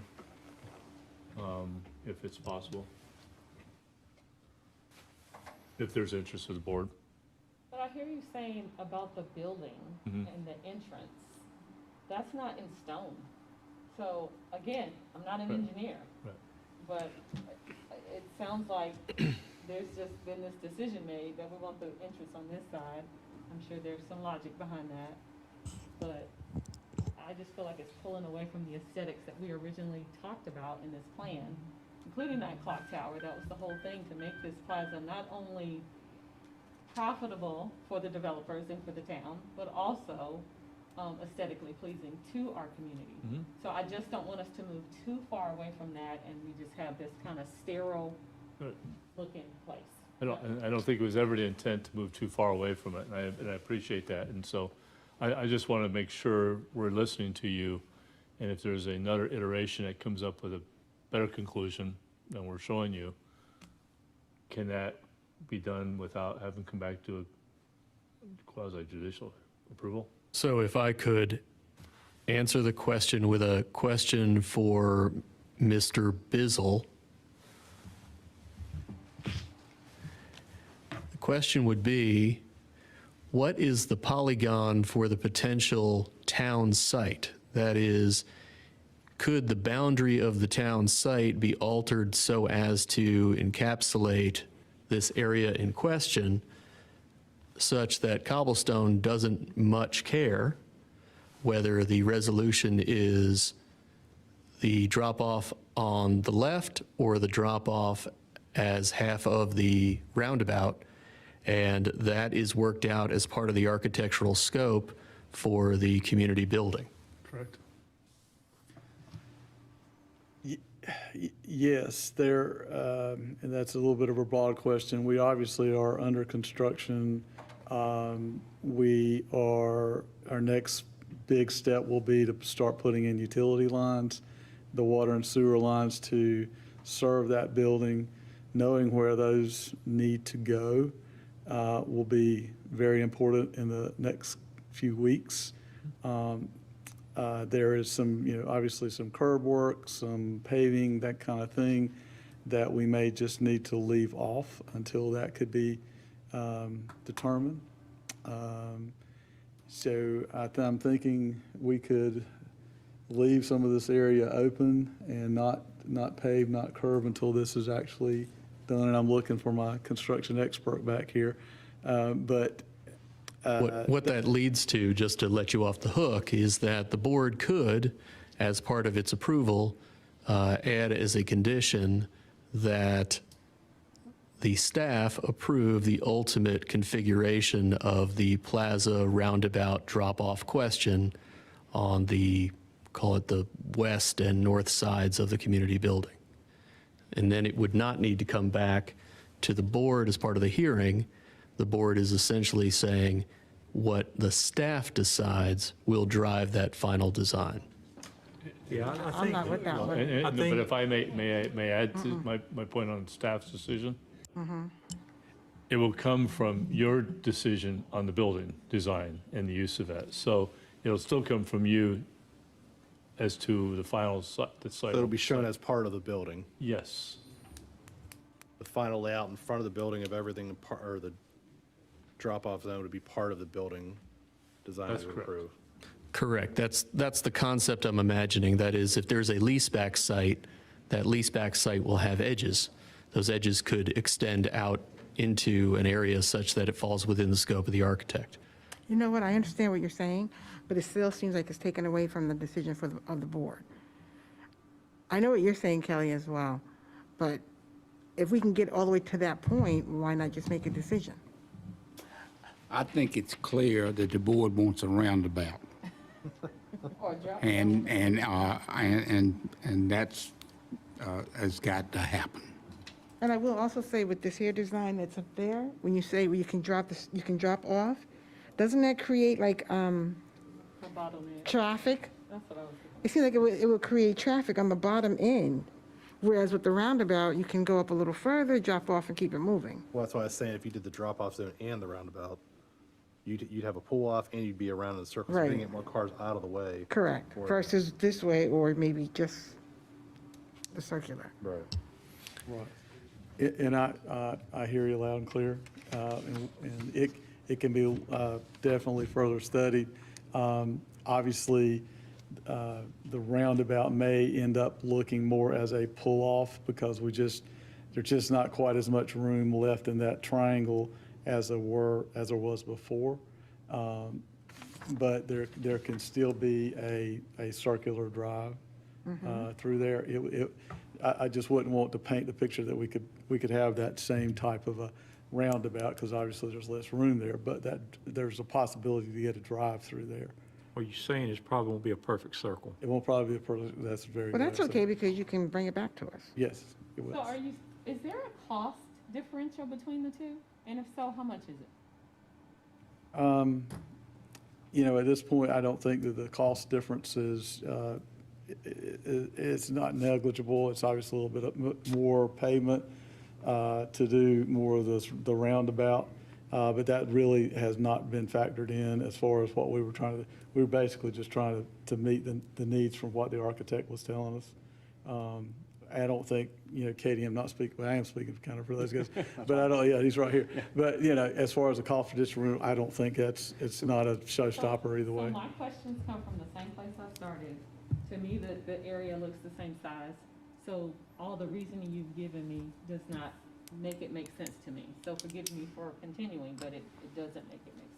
Right, and So I that's why asked about cost. right, and So I just understand from that that scale is very hard to see. Right. There is a little bit less area to work in, so we just don't quite have that much room because we try to accommodate as much parking and drive as we can. Gotcha. It is less, it is hard to see that. I get that, yeah. So you can kind of see it as I flip back and forth a little bit. And just to answer your- Kenyon, you're going to need to, He's sworn in, I I'm think. sworn in. Yeah. let's do one witness at a time for the evidentiary hearing, rather than tag team the board. All right. that's Thanks. Do you have anything else you want to add? I think that was it, basically. You done? Yes. Okay. Can you? JG done? I don't even see him no more. All right, Ken, you up? Oh, he's right there. JG's We'll good. give you, Right behind the podium. yeah, I see him. And I guess just So to, I guess my question is, and it may help the board, can we put the building with the roundabout still there? I think, not in the form you're looking at up here, but what Mr. Bizzle just mentioned, yes, we could do something quite similar, if that is an acceptable answer. And just to answer your question, Ms. Sutton, we actually have internally run the numbers on the two different, it's pretty close to negligible. It's really not a cost-based decision. It's trying to keep with the flow of the property as best we can and working with the consultants that y'all have hired to help design this building, so. That's all. That close, it sounds like it won't be a circle. It won't be a pretty circle no more. It'll be more like a kind of a pull-off type Yeah, thing. something more, I can bring up Mr. Bizzle again if you'd like to. I'd probably not want to speak too much for the engineers, to be honest with you. I think that'd be getting a little outside of my scope. Right. And I would just like to I see guess it. if we want to keep it the way it's same, we got to go back in the smaller building, if that's what we want to do, right? Well, it doesn't have to be the exact same. If they're gonna keep the building not the size that they just presented tonight, then maybe the roundabout would be a little smaller. Yeah, I would just change the roundabout. I'm not gonna change the building. Yeah. That's right. Yeah, and that's something that absolutely, we can look at doing, and I probably wouldn't have much issue, as Marty has mentioned, getting that in there. I think it's it's something that can be accomplished. The only thing I might mention is having both between the drop-off lane and the loop might prove to be a little bit more challenging and slightly more congestive than it sounds, just at a broad scope thing, having worked on a few of these in the past, similar type type projects, or at least studied them in the past. Sometimes having a drop-off loop right next to a roundabout can lead to some congestion issues, but I'll leave that for y'all's deliberations with the architects and your consultants that you find rather than me. Very good. All right, I've got an easier one now to go through, which is overflow parking. Sorry, going through the. I think we need to finish this one and then go to. Oh, okay, sorry, yeah.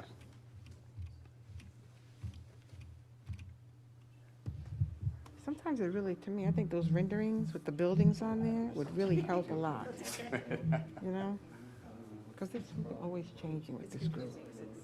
I know, yeah. Mm-hmm. And it's hard to keep up It is with less me. space up there too. I do want to, there's less space between the two of them, but it looks very similar, but you're not really dealing with the same amount of area. So are we still having the meeting, Hold or on, hold on. we're waiting for something? Hold on. Let them consult. You ready? Oh, that's where we're waiting on. That was this Yeah, you ready?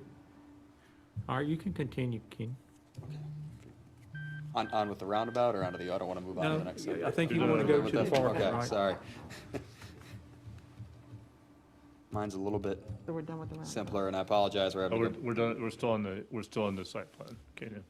We're not on the round. So what are we Okay. doing? We're still on the site plan You're still on for the this site one, plan. not the overflow parking yet? That's correct. Okay, just clarify. Sorry, I'm getting kind of too different. Kenny I- was ready. What do you want to say then? Let's move on. If you may, Mr. Mayor, so it is our recommendation that you approve the site plan tonight as recommended, with the staff making final decision based upon, I want to make sure this is for the record, based upon your approval of what comes out of the community center interior and exterior development. So we would show, what I need to do is work through what you're talking about. I don't necessarily believe we have to come back to quasi judicial hearing for that. We're going to come back with a site plan with you on the building and the area that in question. And when you approve that, you're going to tell staff that's the plan you want that will be incorporated as the part of the condition tonight in the approval. Does that make sense to you? But when does that happen, though? We're going At to the get back, next we're going to meeting? bring back the next draft of the community plan in November. Oh, okay. And we'll work through this issue. We'll probably even have some recommendations for you to consider. And then if we have to formally approve it to give me direction, we'll do that. And then that would be incorporated into the final design. So you'll come back with options for the building and the roundabout? And the exterior of the building, yes. Okay. And I think to satisfy what the board is saying, that motion need to have the wording that we will somehow maintain the roundabout in some fashion. And when you Right? come Is back, that what I'm Kelly, hearing? we'll have all information about congestion and all of that good You'll have information. the experts here to give you their advice. Okay. And Which- that won't be quasi judicial? Is that what I heard you say? It'll be legislative? It's my opinion, if we can craft a condition tonight, you would approve this tonight, and then this would not come back for final approval. It would be a separate approval of your building and the exterior use of that building. That make sense? So we're still in a position to say yes or no? So I'll approve You or are. not. Okay, You are. gotcha. We're not approving them, Yeah. we're approving. All right, somebody's going to have to help us word that motion.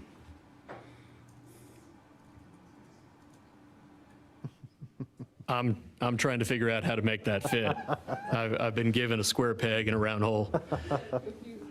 The challenge is you have to approve the site plan at the site plan hearing, and that's a quasi-judicial decision.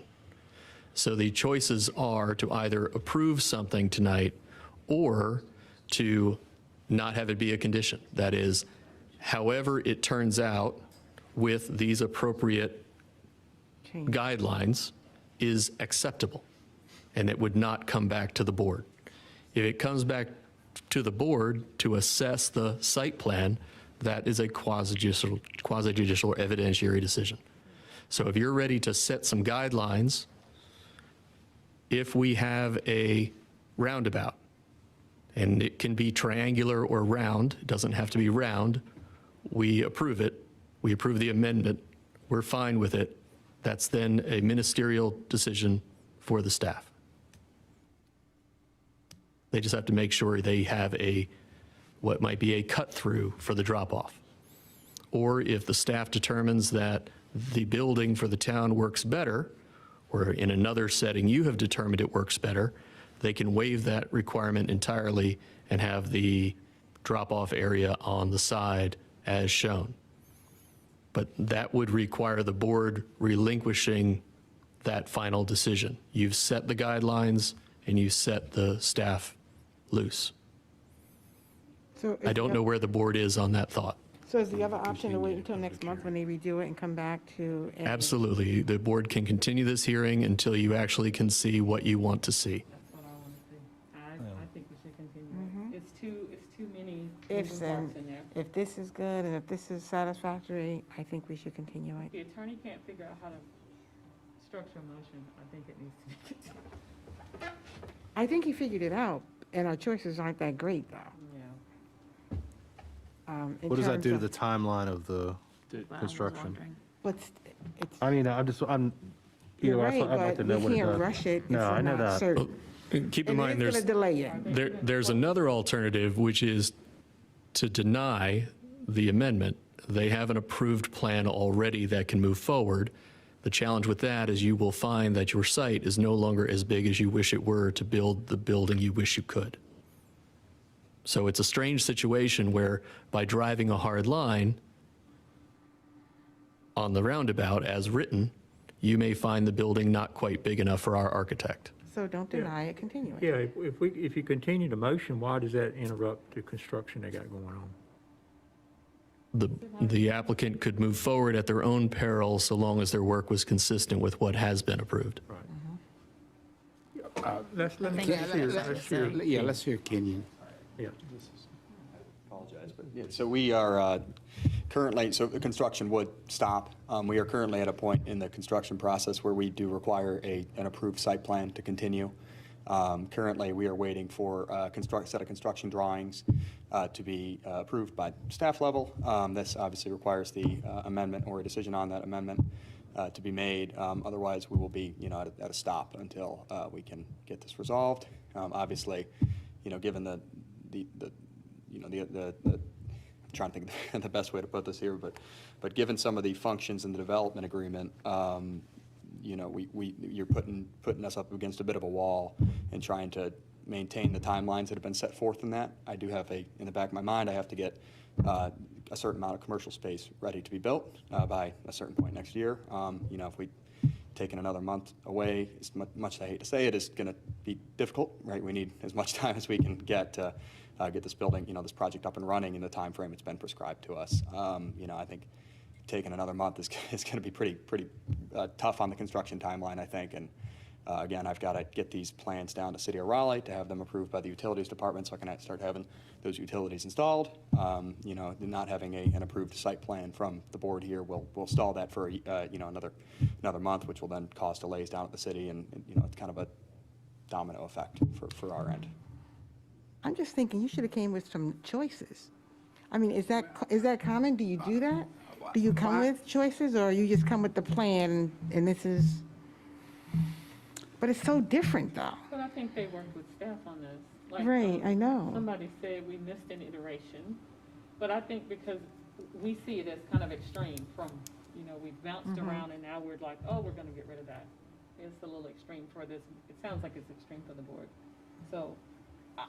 I get it, does We cause don't have to continue problems. for a month, but I think we have to have something clear and concrete before we move forward. At least before I Well, move why forward. can't, it's going to be, once we can handle it quickly, once we identify what we want there. Why don't we make it a part of the work session 2 weeks from now, so we can we'll only have to continue it 2 weeks? I don't know what the timing, our consultant is prepared, working on this for November. They might be able to give you an opinion.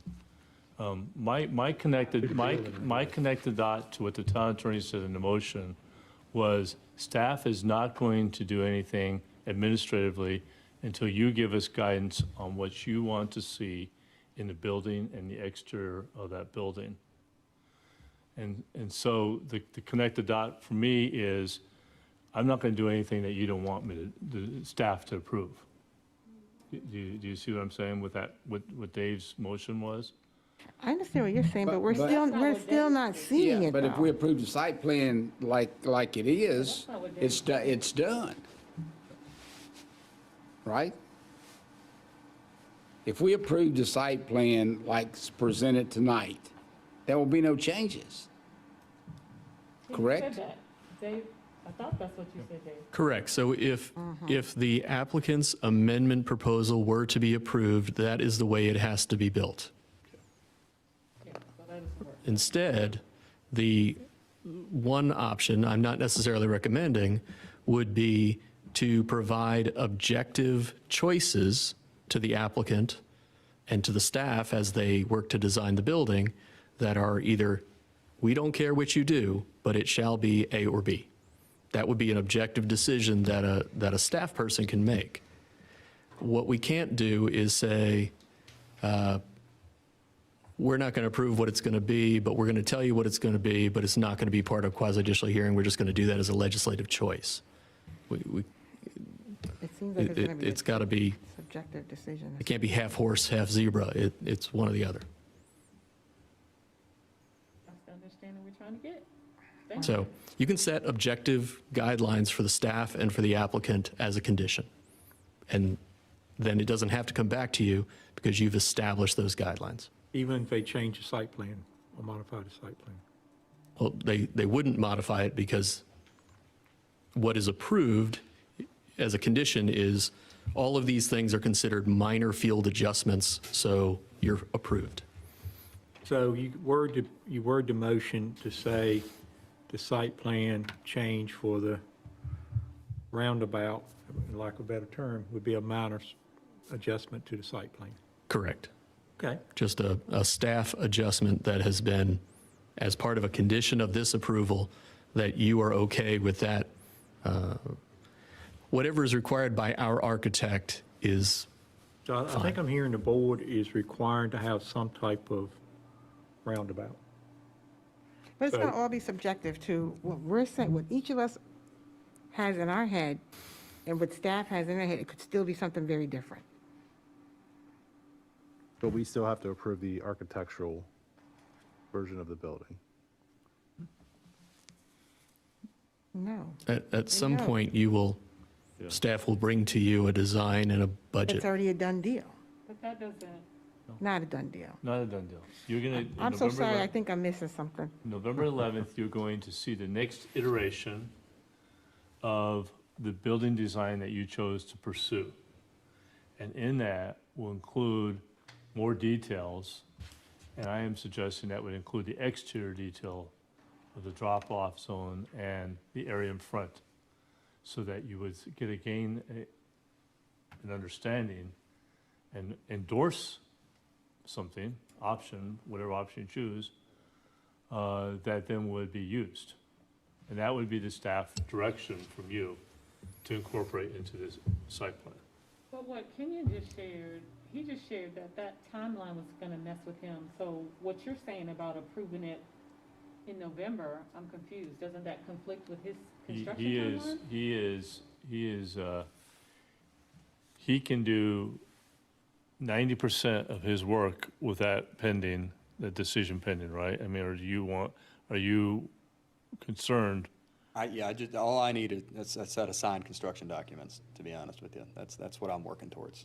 So with a decision, if there's a decision pending on whether that's a drop-off loop, a drop-off plaza, however that ends up, that's all fine. And that, again, is, But that doesn't slow you down. no, if I can take a set of signed construction drawings down to City of Raleigh, like about next week, which is the current, later this week, early next, which is the current plan, then I'm fine. Yeah, everything else as far as, if that's going to be a loop or a plaza, as town manager just said, it's a field adjustment. That's something that's very easily done, doesn't require any, outside of standard compliance visits, doesn't require me to go to City of Raleigh to have it approved and issued. But you said this week or early next week, that's when our workshop is anyway. It'll be this week. So I think we're, and I wish my construction consultant was sworn in. I could tell you exactly when the construction drawings are being delivered, but it would be later this week. And I believe your workshop is in 2 to 3 weeks. I'm sorry, I was off anyway, I was off a week, my bad. Yeah, I'm concerned. I don't want to hold up 90% of the build If we can for, move yeah. forward, I'm good. With, as long as we can word it the way that it needs to be worded to move Just give forward. us a motion, Dave, that we will approve this site plan contingent upon the addition of a roundabout. No, A proposed motion might be Okay?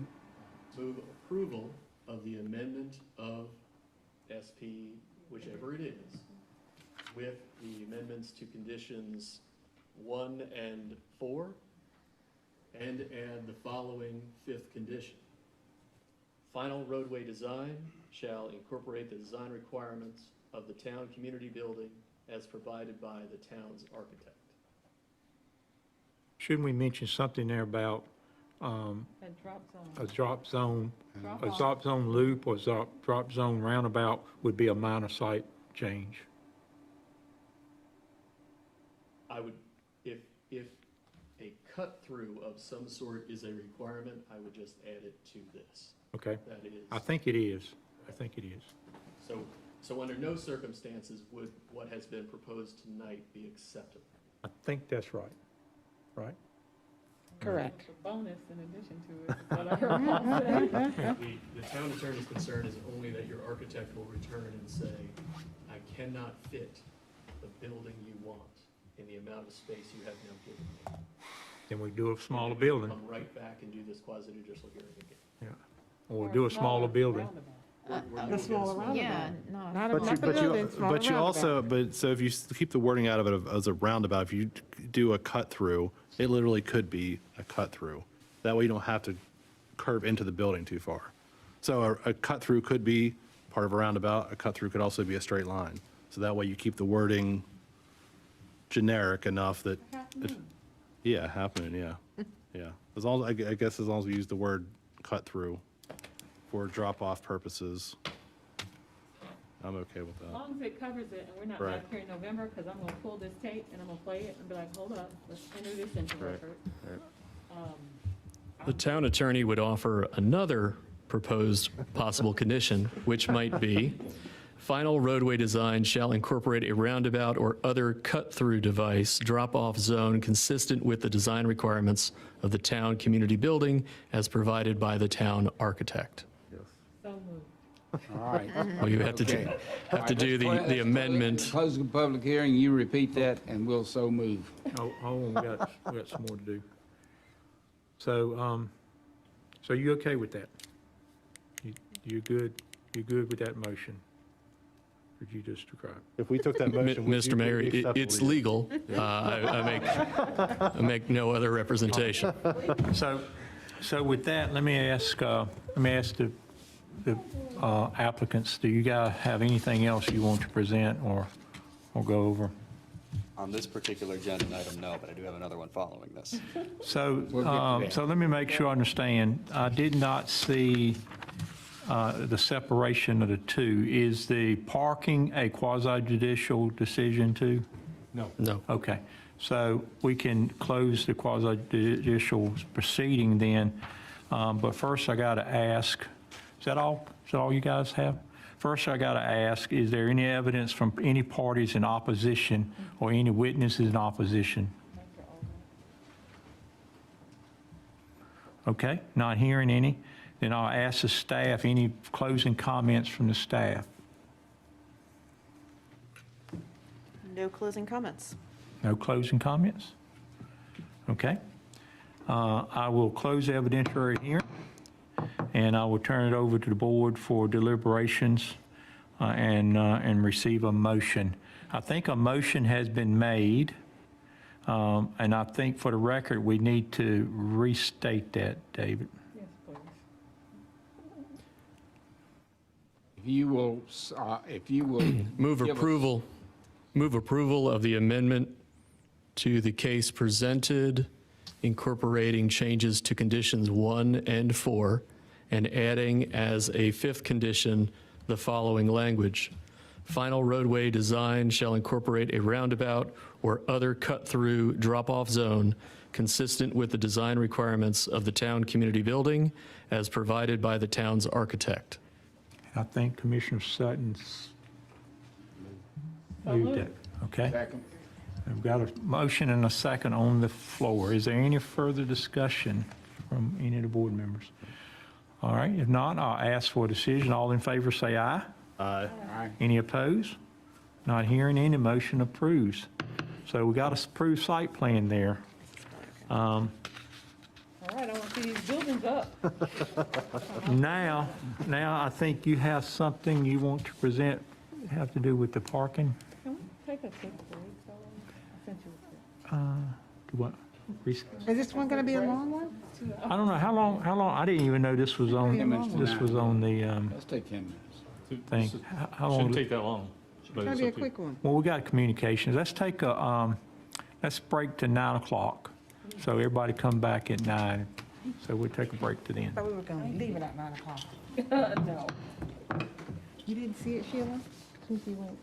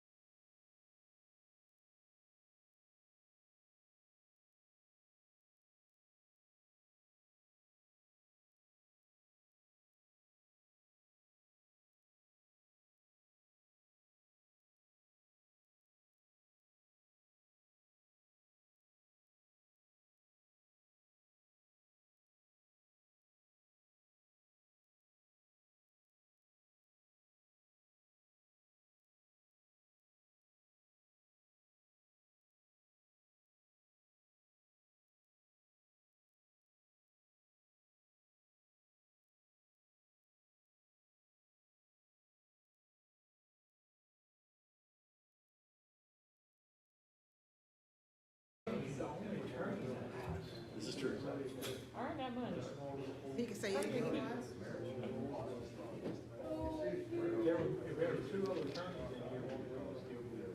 have to get coffee. Stay away. You know, we might ought to start doing that. Getting coffee. Gotta have them help provide us Starbucks. I would be up all night. Knock, knock, knock. I'm gonna call the meeting back to order. We're on board action C4, Cobblestone Event Parking Lot discussion, and I think, staff got anything to present on that? Yeah, let me start off. I think Michael's memo in the packet did a really good job of explaining this proposal that is presented in front of you. If you remember the last time we did our special use, our site plan approval, this was an element in there, and then after our discussion, we pulled it out and said, let's do it separately. So now we're ready to bring it back as a separate consideration. And from tonight, we want to make sure we've hit the target for your approval for us to move forward and do an agreement with Cobblestone to formalize this arrangement. The agreement would be an amendment to the EDA that would call out this arrangement in which the two town parking lots that are servicing on the north side of Main Street Park, the red and blue, would remain unimproved, but would allow and be used, could be used by Cobblestone for event parking. And in addition to the green area, which is located on the northeast corner of Young and Main. That is the current location of a proposed parking lot that we're going to use during the construction period of the grant project. The developer has offered to either build and or provide up to $50,000 towards a more improved parking lot. It would be publicly used, but also could be used by patrons of Cobblestone during events. For all three or just the green? All three. Okay. We've discussed with the developer that it's probably impossible to build that parking lot while we're trying to do the construction of the LAP project. So more than likely, what we'll ask is that he would set aside the funds to improve that after the construction of the project, the Main Street project, and that we would draw upon those funds to make the improvements for 20. Our Stantec has designed a 28 space parking lot that would be curb and gutter, ADA accessible, have the appropriate amount of asphalt to last for extended period of time, striped appropriately, and then also we would put some level of landscaping, signage, and lighting in this parking lot. So after the LAP project is completed, that parking lot would be built and constructed to that standard with the funds that are being provided by the developer. So in return, what we want to do tonight is make sure that you are okay with this proposal. If you are, we will work on the amendment to the EDA that would call this out more specifically, and then bring it back to you for final approval. The developer is still in the room, and he is the one that made this proposal, and he's here if you have any questions or if you have any questions for us. So is that 50,000? Can I ask a question? Yeah, you gonna ask Ken or? Whoever it goes to. So does that $50,000 cover all of those things you just identified? I know that, and I don't know the material, asphalt, cement, I don't even really know the difference, but I know that it's costly. When I Right. think about sidewalks, I'm like, $50,000 doesn't sound like a lot, but share with me, please. Yeah, no, absolutely. So the short answer is yes. We've run some very preliminary costing analysis on what we think it's going to cost. We found it's going to be anywhere from about $35,000 to $50,000 at the most. So obviously, we just went ahead to 50 to ensure there's enough there to finish the construction. If you think about it, it's going to initially be constructed to a temporary lot via the LAP grant project, and then Once that is done, we would be coming in later, or the funds would be used to take it from a temporary lot to a permanent lot, which, yes, does involve, and that 50,000 covers the asphalt, curb and gutter, sidewalk, all that, everything that's required as part of that construction, yes. Do you have numbers to show that, like besides your? I don't, What you do? It's just, we've run some pretty, kind of quick math based on what, we've seen in other areas, but to be honest, costing a parking lot is not the most complicated, So how do we budgeting cover this, Kelly? process. If 50 doesn't cover it? That's a good question. That's exactly what I was gonna ask. We've discussed that, and I've asked for more to make sure it's covered. But if not, we'll treat it as a project, and we'll build it more likely. And if there's excess funds that need to be spent over 50,000 in this arrangement, it would be on the cost of the town. And I do not. Stantec has not been able to run a cost estimate without spending money to engineer it. So I don't have a cost. Okay, so tell me, why would that be the cost of the town? Well- I know I'm missing a little piece, but why would that be a cost to the town? If the developer's only offering $50,000 and it's a $60,000 parking lot, in that scenario, it would be a $10,000 cost to the town. But I'm just trying to figure out, is this something that's being done for the town? Well, I don't get why the town would cover any of the costs. That's what I'm saying. Yeah, that's it. Why are we covering any of it? The developer has offered $50,000. We don't have a cost estimate, a hard cost estimate at this stage. We could work on that, refine it, bring it back, and see if we can get that done in the EDA time period. I think we have some time on that, but we don't have hard cost estimates at this stage. We've put it into our construction budget for the overall project. It's a line item that we've submitted to our lender, our bank, basically, that's going to be providing a lot of the financing for this project.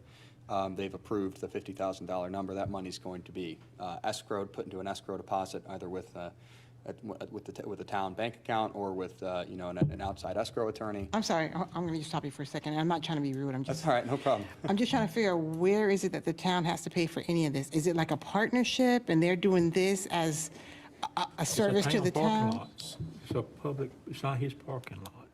Okay. Yeah. It's a town public. So that was the answer I was looking for. Sorry. I'm sorry. All right, I've got a question. Yes, All it's right. public, it's our parking lot. Okay, thanks, Ronnie. That's where I was trying to get at. I'm like, I Sure, don't yeah. understand it. I missed something. I can understand the green being overflow parking for cobblestone. I can't understand the red and blue being overflow parking. Yeah, so if you look, the two, so there's two, that's a question with two answers to it. The first one being that there are presently trailways that run through Main Street Park that connect both those parking lots to Cobblestone, where Cobblestone will be. The second component, as you'll recall, there was a condition added on to one of the previous iterations of the site plan and the current one as well, which states that Cobblestone will use best efforts to add an additional greenway connection to shorten that walking distance over if you look at the triangular piece here, kind of in the center where the cell tower sits currently. We are trying to work with the telecom company that's obviously. Good luck. I know. We're trying to work with the telecom company to install a greenway trail across their property at Cobblestone's expense, which will obviously substantially reduce the distance.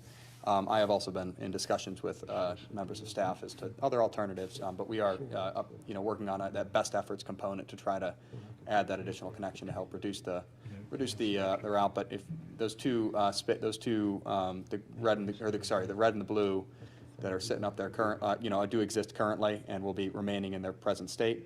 It's just an alternative overflow parking solution for in the event, if you recall, the town does reserve the right to host 11 events a year at Cobblestone. It's kind of to y'all's discretion as to what you'd like that to be, but when those events are occurring, we can probably estimate there's going to be a significant amount of people attending those. Those are just alternative parking solutions that Cobblestone will help to, I think the best word would be manage and direct people to as part of that overflow So parking. would you put signs up or something? Not permanent ones, but we will be using temporary signage. And So you don't want whenever you have something, you don't want event- something up there permanently that says cobblestone parking for obvious reasons, but Be when like we have event events, we'll be parking putting out, sign. you know, the little placards and Yeah. stuff that say Yeah. overflow parking this direction. Yeah, and I it- think what Michelle was asking, that'd be good for clarity. You know, it is town property, and it is a town parking lot that's going to be graded and gravel. We could leave it gravel, right? I mean, It's actually it's going to have a thin layer of asphalt during the construction project. so it's going to have a thin layer of asphalt, but it's going to be a town parking lot. So, you know, to help understand, why are you even offering to upgrade it? I mean, you don't have to do that. Why are you offering? The reason being that, well, it's a two-folded question, answer to that as well. First one being that part of our development agreement with the town is that Cobblestone will help to identify and provide overflow parking for events as a result of those 11 events a year. This is Cobblestone's solution to that development agreement component, is to upgrade that parking lot to a permanent parking lot, which would then be satisfying the provide overflow parking component. The second reason being that, you know, I think we're big proponents of parking as well and public use space on our end, even on just privately. So we, you know, we would like to contribute it because we think it's a benefit to us and we think it's a benefit to the commerce of everybody at that intersection, because ultimately the goal here is to lift the entire corner and see, you know, additional development come, or, upgrades to buildings and just commerce through their flow constantly, and the additional parking will help to do that for Cobblestone, for everybody at the intersection. It's just kind of our contribution back to the town. For the sake of, if I was a tenant or a landlord in Cobblestone, I would want you to do the green first.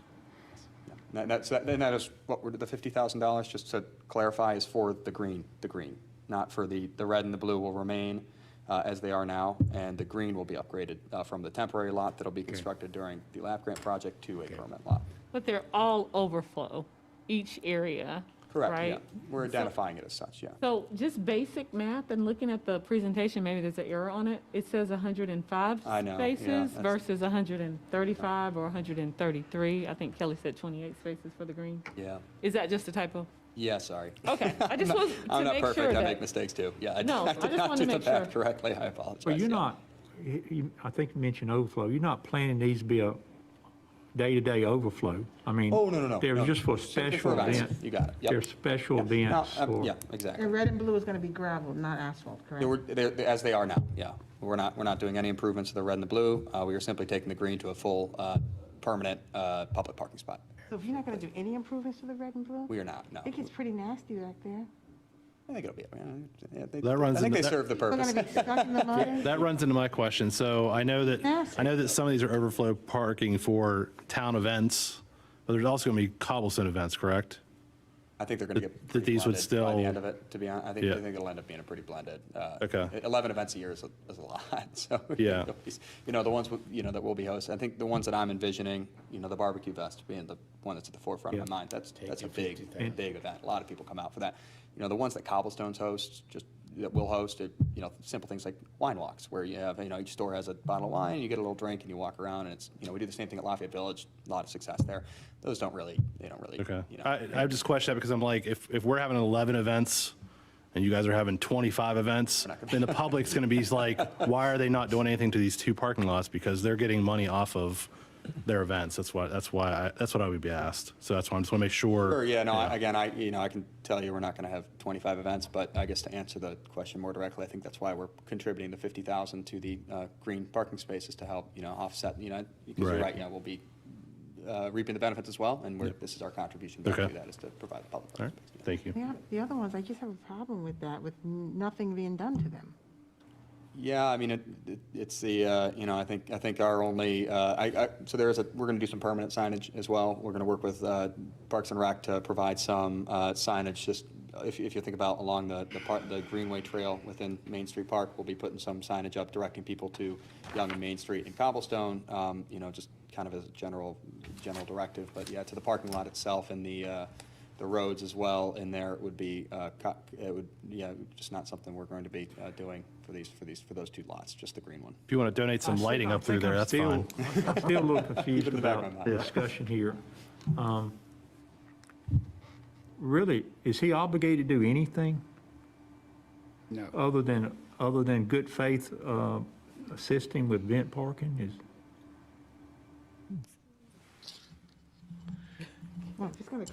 Per the EDA, the cobblestone is required to identify event parking space.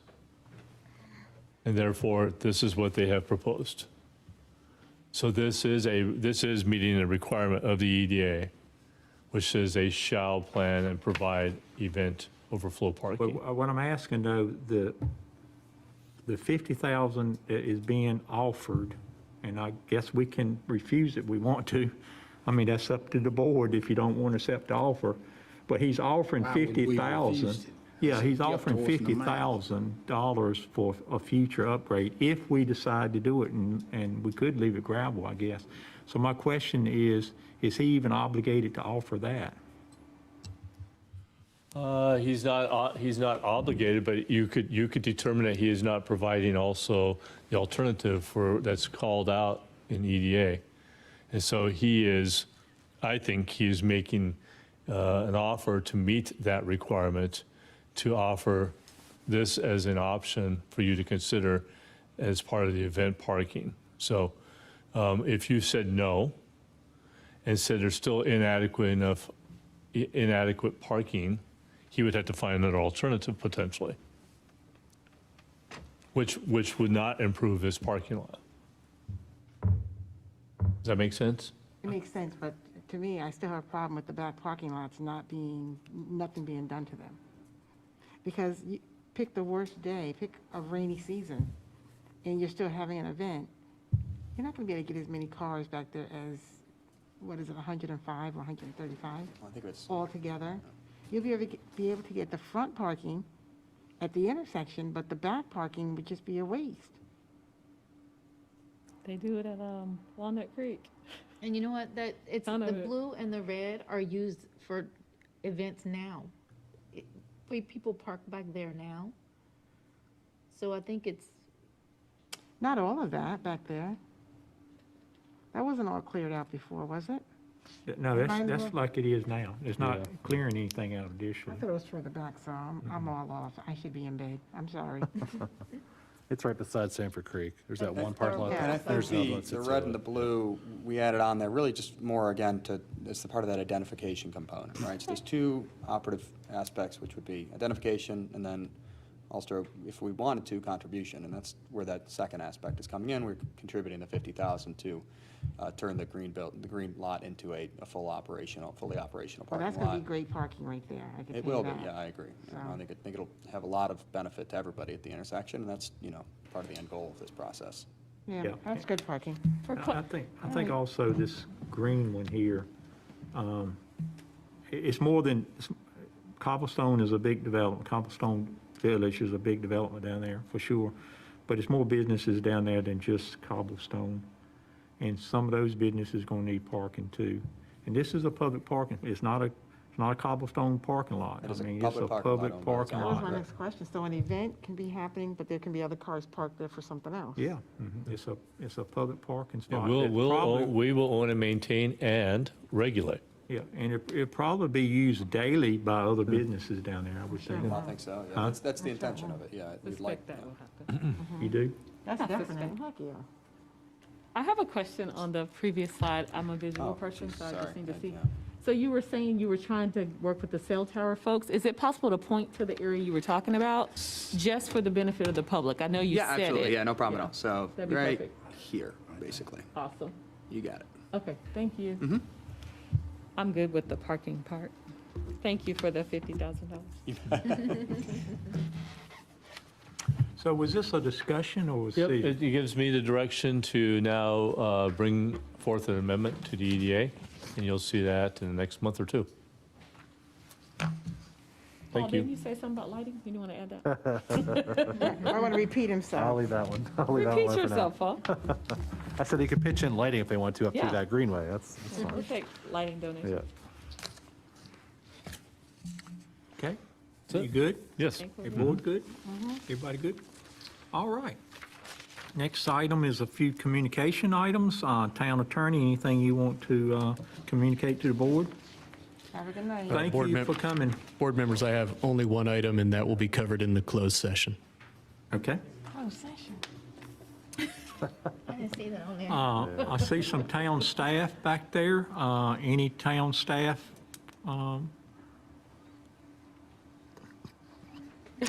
Whoever goes first gets to This is leave like an first. old game show. It's like Guess, a game guess, show. guess who I am thing, you know, That's looking at each exactly other. what that looked like.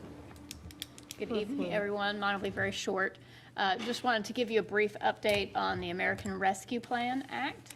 Remember, there's about $2.4 million of funding coming to the town. We've received half of it. We expect to receive the other half next year.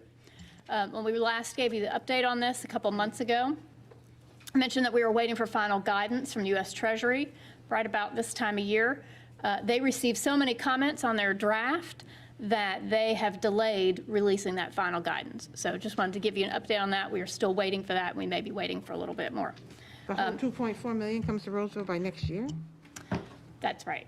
Yep, we've One thing received on half that, Amy, already. I know some of the towns are planning workshops. I mean, they got much bigger buckets than $2 million. Are we planning some type of shop with the board to generate some ideas what to Yeah, use it for? I think we'll be talking some more about it as we go through our CIP prioritization process. So that'll be next year, you think? Probably later this year, as we go through that CIP. Yeah, it's going to be, we have it scheduled right now in November, but it also it might bleed into your conversation of prioritization of projects too, so. And so then how you make the decision, you need to determine your process. We'll bring forth our ideas and process. You may want to do something else with that too. Because it's very limited what you can use it for, right? That's what I was going to ask you. For Roseville it is, Yes. very, very limited. For example? So it's, oh, my, wow. Well, we spent some time on this There about a were month and a half 5, ago. yeah. So stormwater is probably our key focus one that seems to be eligible on right now. We're going to talk with Wake Forest next week about the transit study. It does appear that if we were to focus on underserved in Roseville, you could potentially use it for transit funding. We'll talk a little bit about that with Wake Forest next week.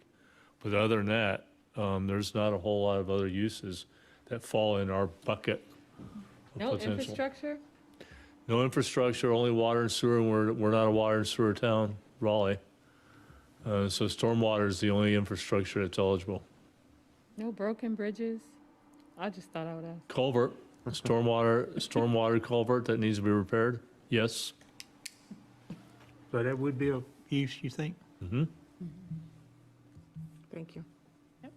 And so the other aspect of that is I think they are coming to the realization that every unit of local government is going to have to report to them.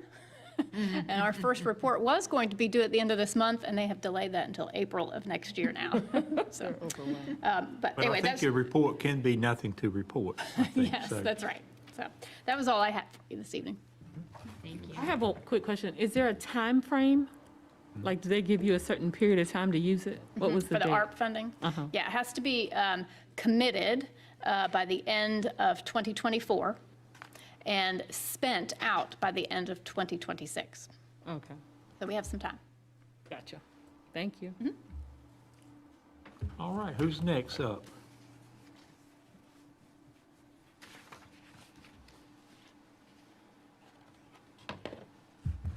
Anyone with a plan? Good evening again. I'll be brief as well. I really just wanted to remind everyone our Fall Fun Fest will be on October the 30th from 10 a.m. to 4 p.m.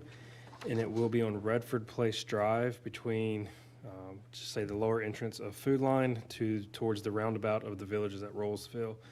The location is because of the construction of cobblestone, the lack of parking that we have downtown currently, and then next year we know will be under construction with the Main Street project. So that's why we wanted to move it to that location so we can have it consistent for the next couple of years.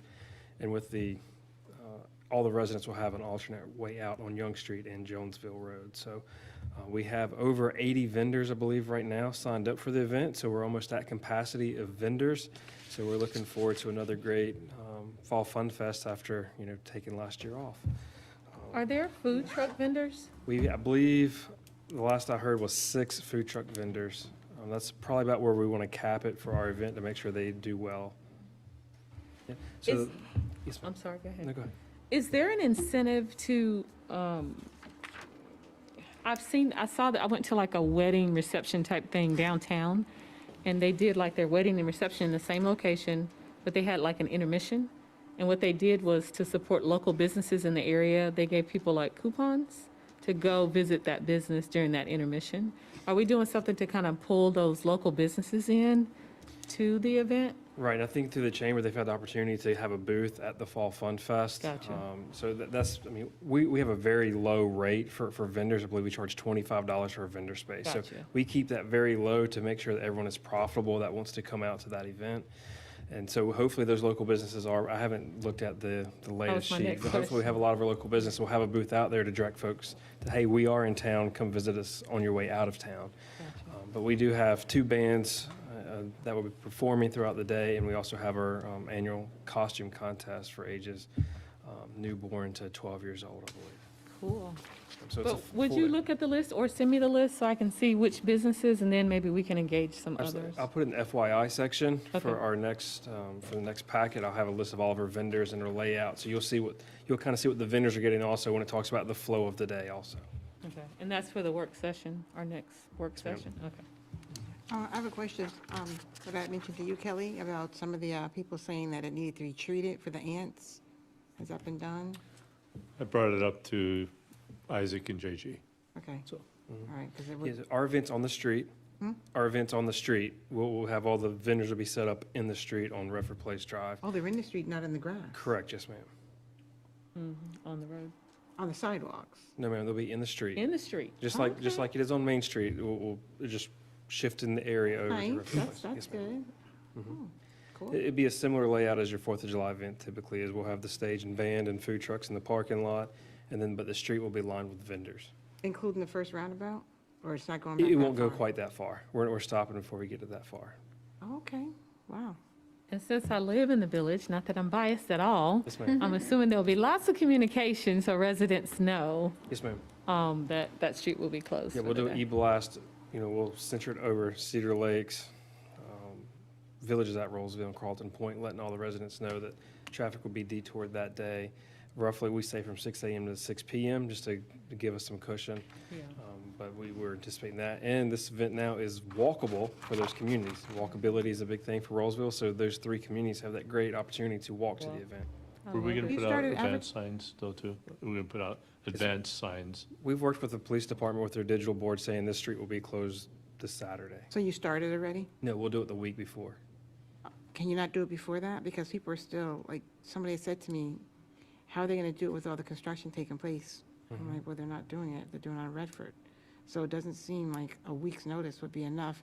That's for the detours for blocking the street. When we're starting to advertise, we're sending stuff for the billboards, everything, letting residents know that it is on Redford Place Drive. Okay. And I think last time, it might have been 4th of July, the police were right there at the beginning of the village, and they were directing people. I thought that was a nice touch, Correct. because they were, we were walking that day, and I was like, oh, hey, guys.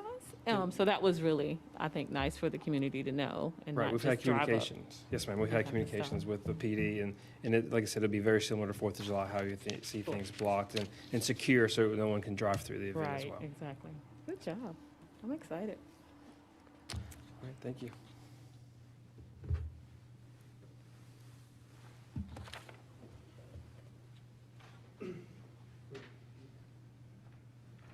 Good evening. Hey, Chief? Hey, Chief, how's it Speaking of going? PD, I'll also be very brief. I just wanted to tell everyone, thank you for, if you had the opportunity in your schedule to allow to come out and participate in our National Night Out event, and all the citizens for coming out. I felt the event was successful, and everybody that attended had a great time. We sold, I think it was 176 raffle tickets to go towards our Shop with a Cop event this year. So again, just thank you. Appreciate it. Look forward to doing it bigger and better next year. Do hot dogs? Yep, hot Yes, dogs sir. and hamburgers. Hot dogs and hamburgers. Oh, They did were good. hamburgers too, huh? Yes, sir. Delicious. How many hot dogs y'all do? We had 250 of each and very little left over. So everybody left full. So it was mentioned to me that Wake Forest is doing theirs, I think, this week, maybe? They just said it. They just did it. So with the weather, maybe we plan on doing ours now instead of doing, Absolutely. yeah. It'd be a lot better. We had a quick debrief with staff, and we all agreed that pushing it out. It starts in August, but we agreed that pushing it out a little bit later is definitely going to be cooler. And hopefully we won't have to fight with the rain next year. Yeah, So, awesome. yes, sir. I enjoyed myself there, Yeah, front of my it's really mouth. nice. Yes, ma'am. Thank you for coming. Oh, I missed it. The- No leftover hot dog. The eh? kids love the bouncy house. I brought a neighbor's kid, and he'd still be there if I hadn't had. I said, son, we got to go home. That's awesome. That's good. That's a I great wanted to ride in community. one of those cop cars, the fast ones, the little Mustangs or wherever they were, but They probably could have gave you a test ride. maybe next time. Yes, ma'am. Y'all did a great job. Thank you so much. I have a quick question. Are you all doing the drunk driver thing? I know the car used to be on display periodically. Are y'all still doing that? At the high school? We have not, obviously with COVID come up, we haven't spoke about it in over a year, probably a year and a half. But as things are coming back around, we're going to speak with Matt and see if we can. I think they have some participation coming up with the state fair, that they're going to have some of that Good. there. So we're working with the SROs to coordinate something, Okay. especially with the teen driving program there. Yes. That's the DARE program, right, you talking about? We have the driver's ed program at the high school. We do the DARE at the elementary school level, so They know to do Speaking it. of high schools, how are things coming out along over there? busy. Okay, thank you. Yes, ma'am. Thank you. Thanks, Dave.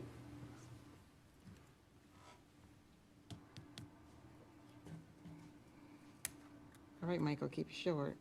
And I'm only kidding. Good evening, everyone.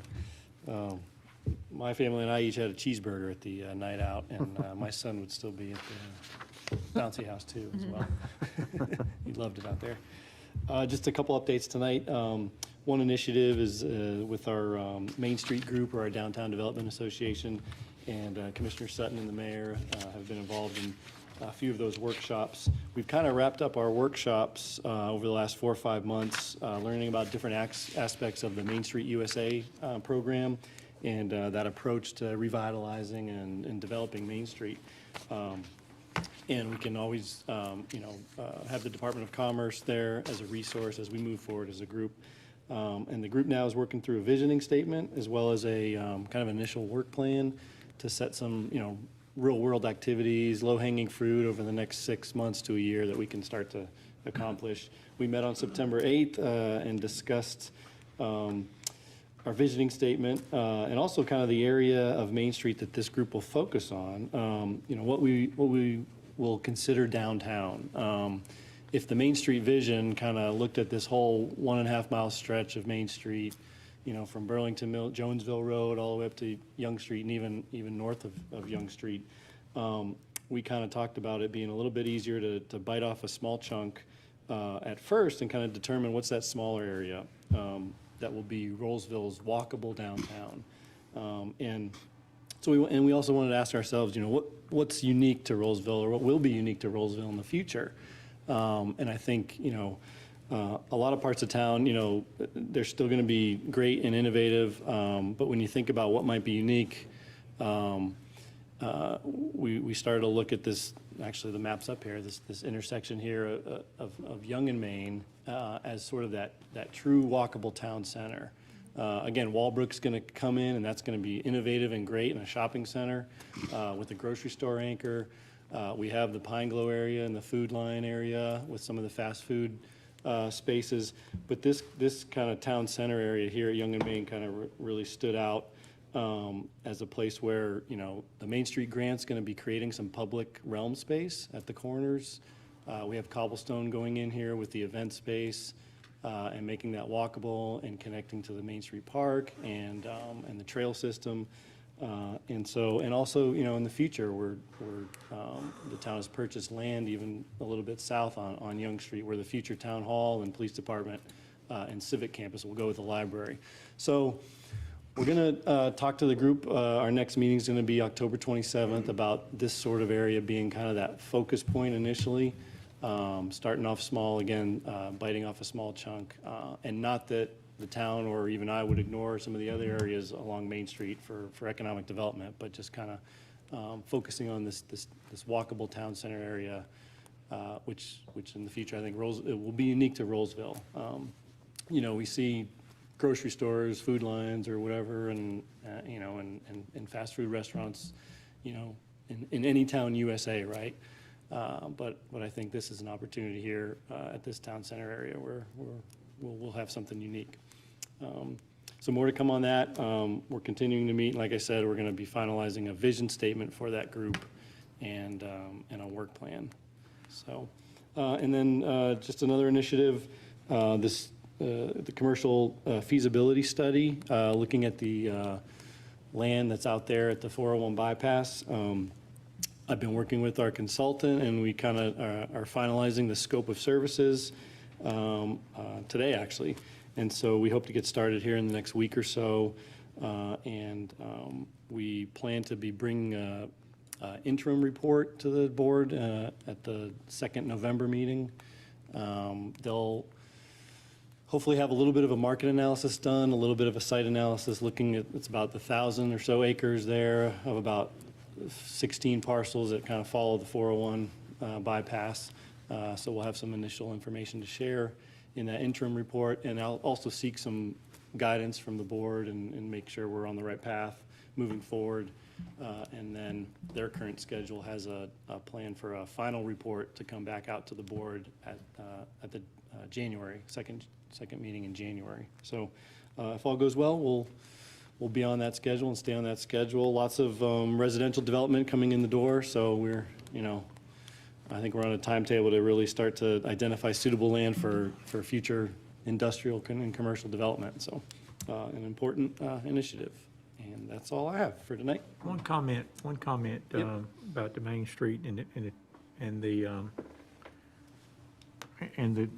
committee, the group you got working on, which is really good.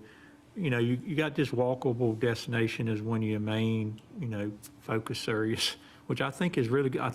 You know, I'm trying to think, I think it would be unique, and you use the word unique. I think it would be unique for Rolesville, you know, to go to these events that we're talking about. You don't have to drive to them, you can walk to them. So make sure, I know we got the effort of the park people, the Greenway people is trying to put their plan together.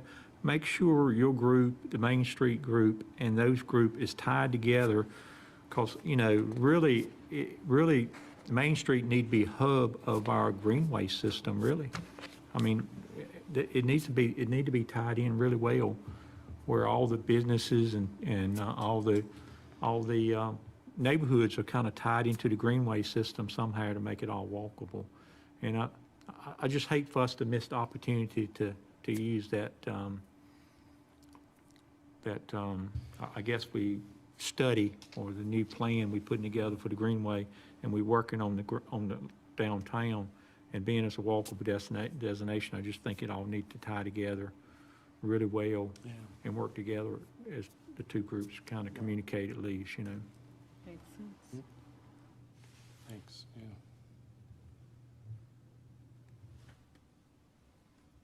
Will do. Anything else? Thank you. Thank you, Michael. Thank you, Michael.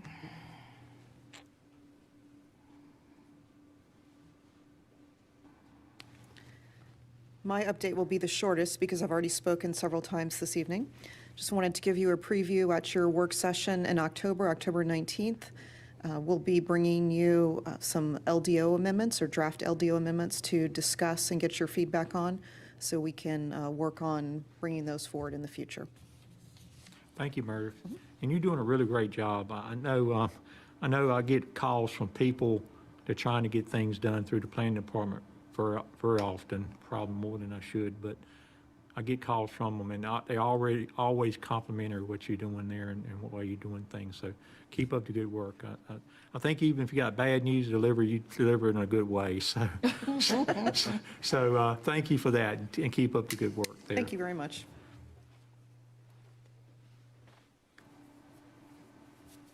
Anybody else? Staff? All right, town manager, anything you want to share?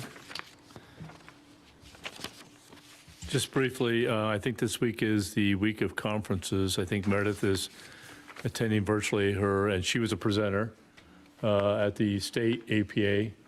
So she's pre-presented already. but they're holding their conference.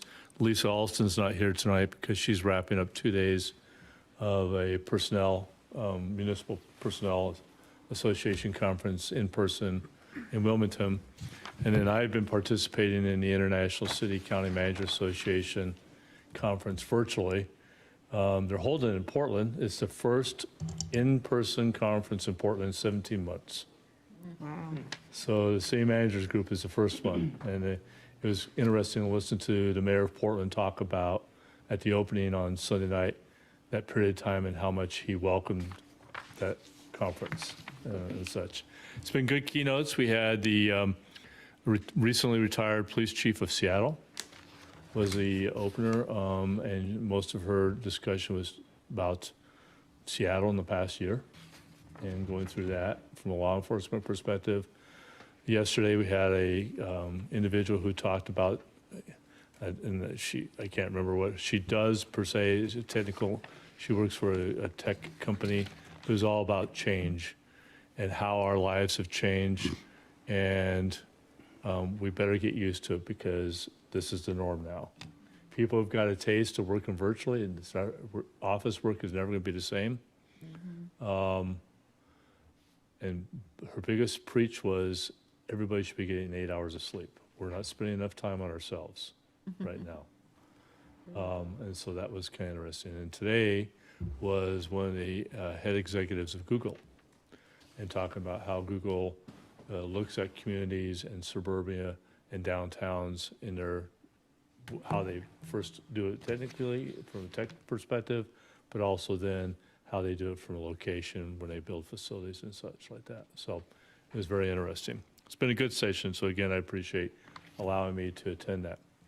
One item that did not make the agenda, but I forgot, and I want to make sure I report out, and I didn't inform you, that we recently were recognized for the 5th year in a row as for our Distinguished Budget Presentation Award from the Government Finance Officers Association. So I personally want to recognize Amy and all her effort and your efforts of a great budget document.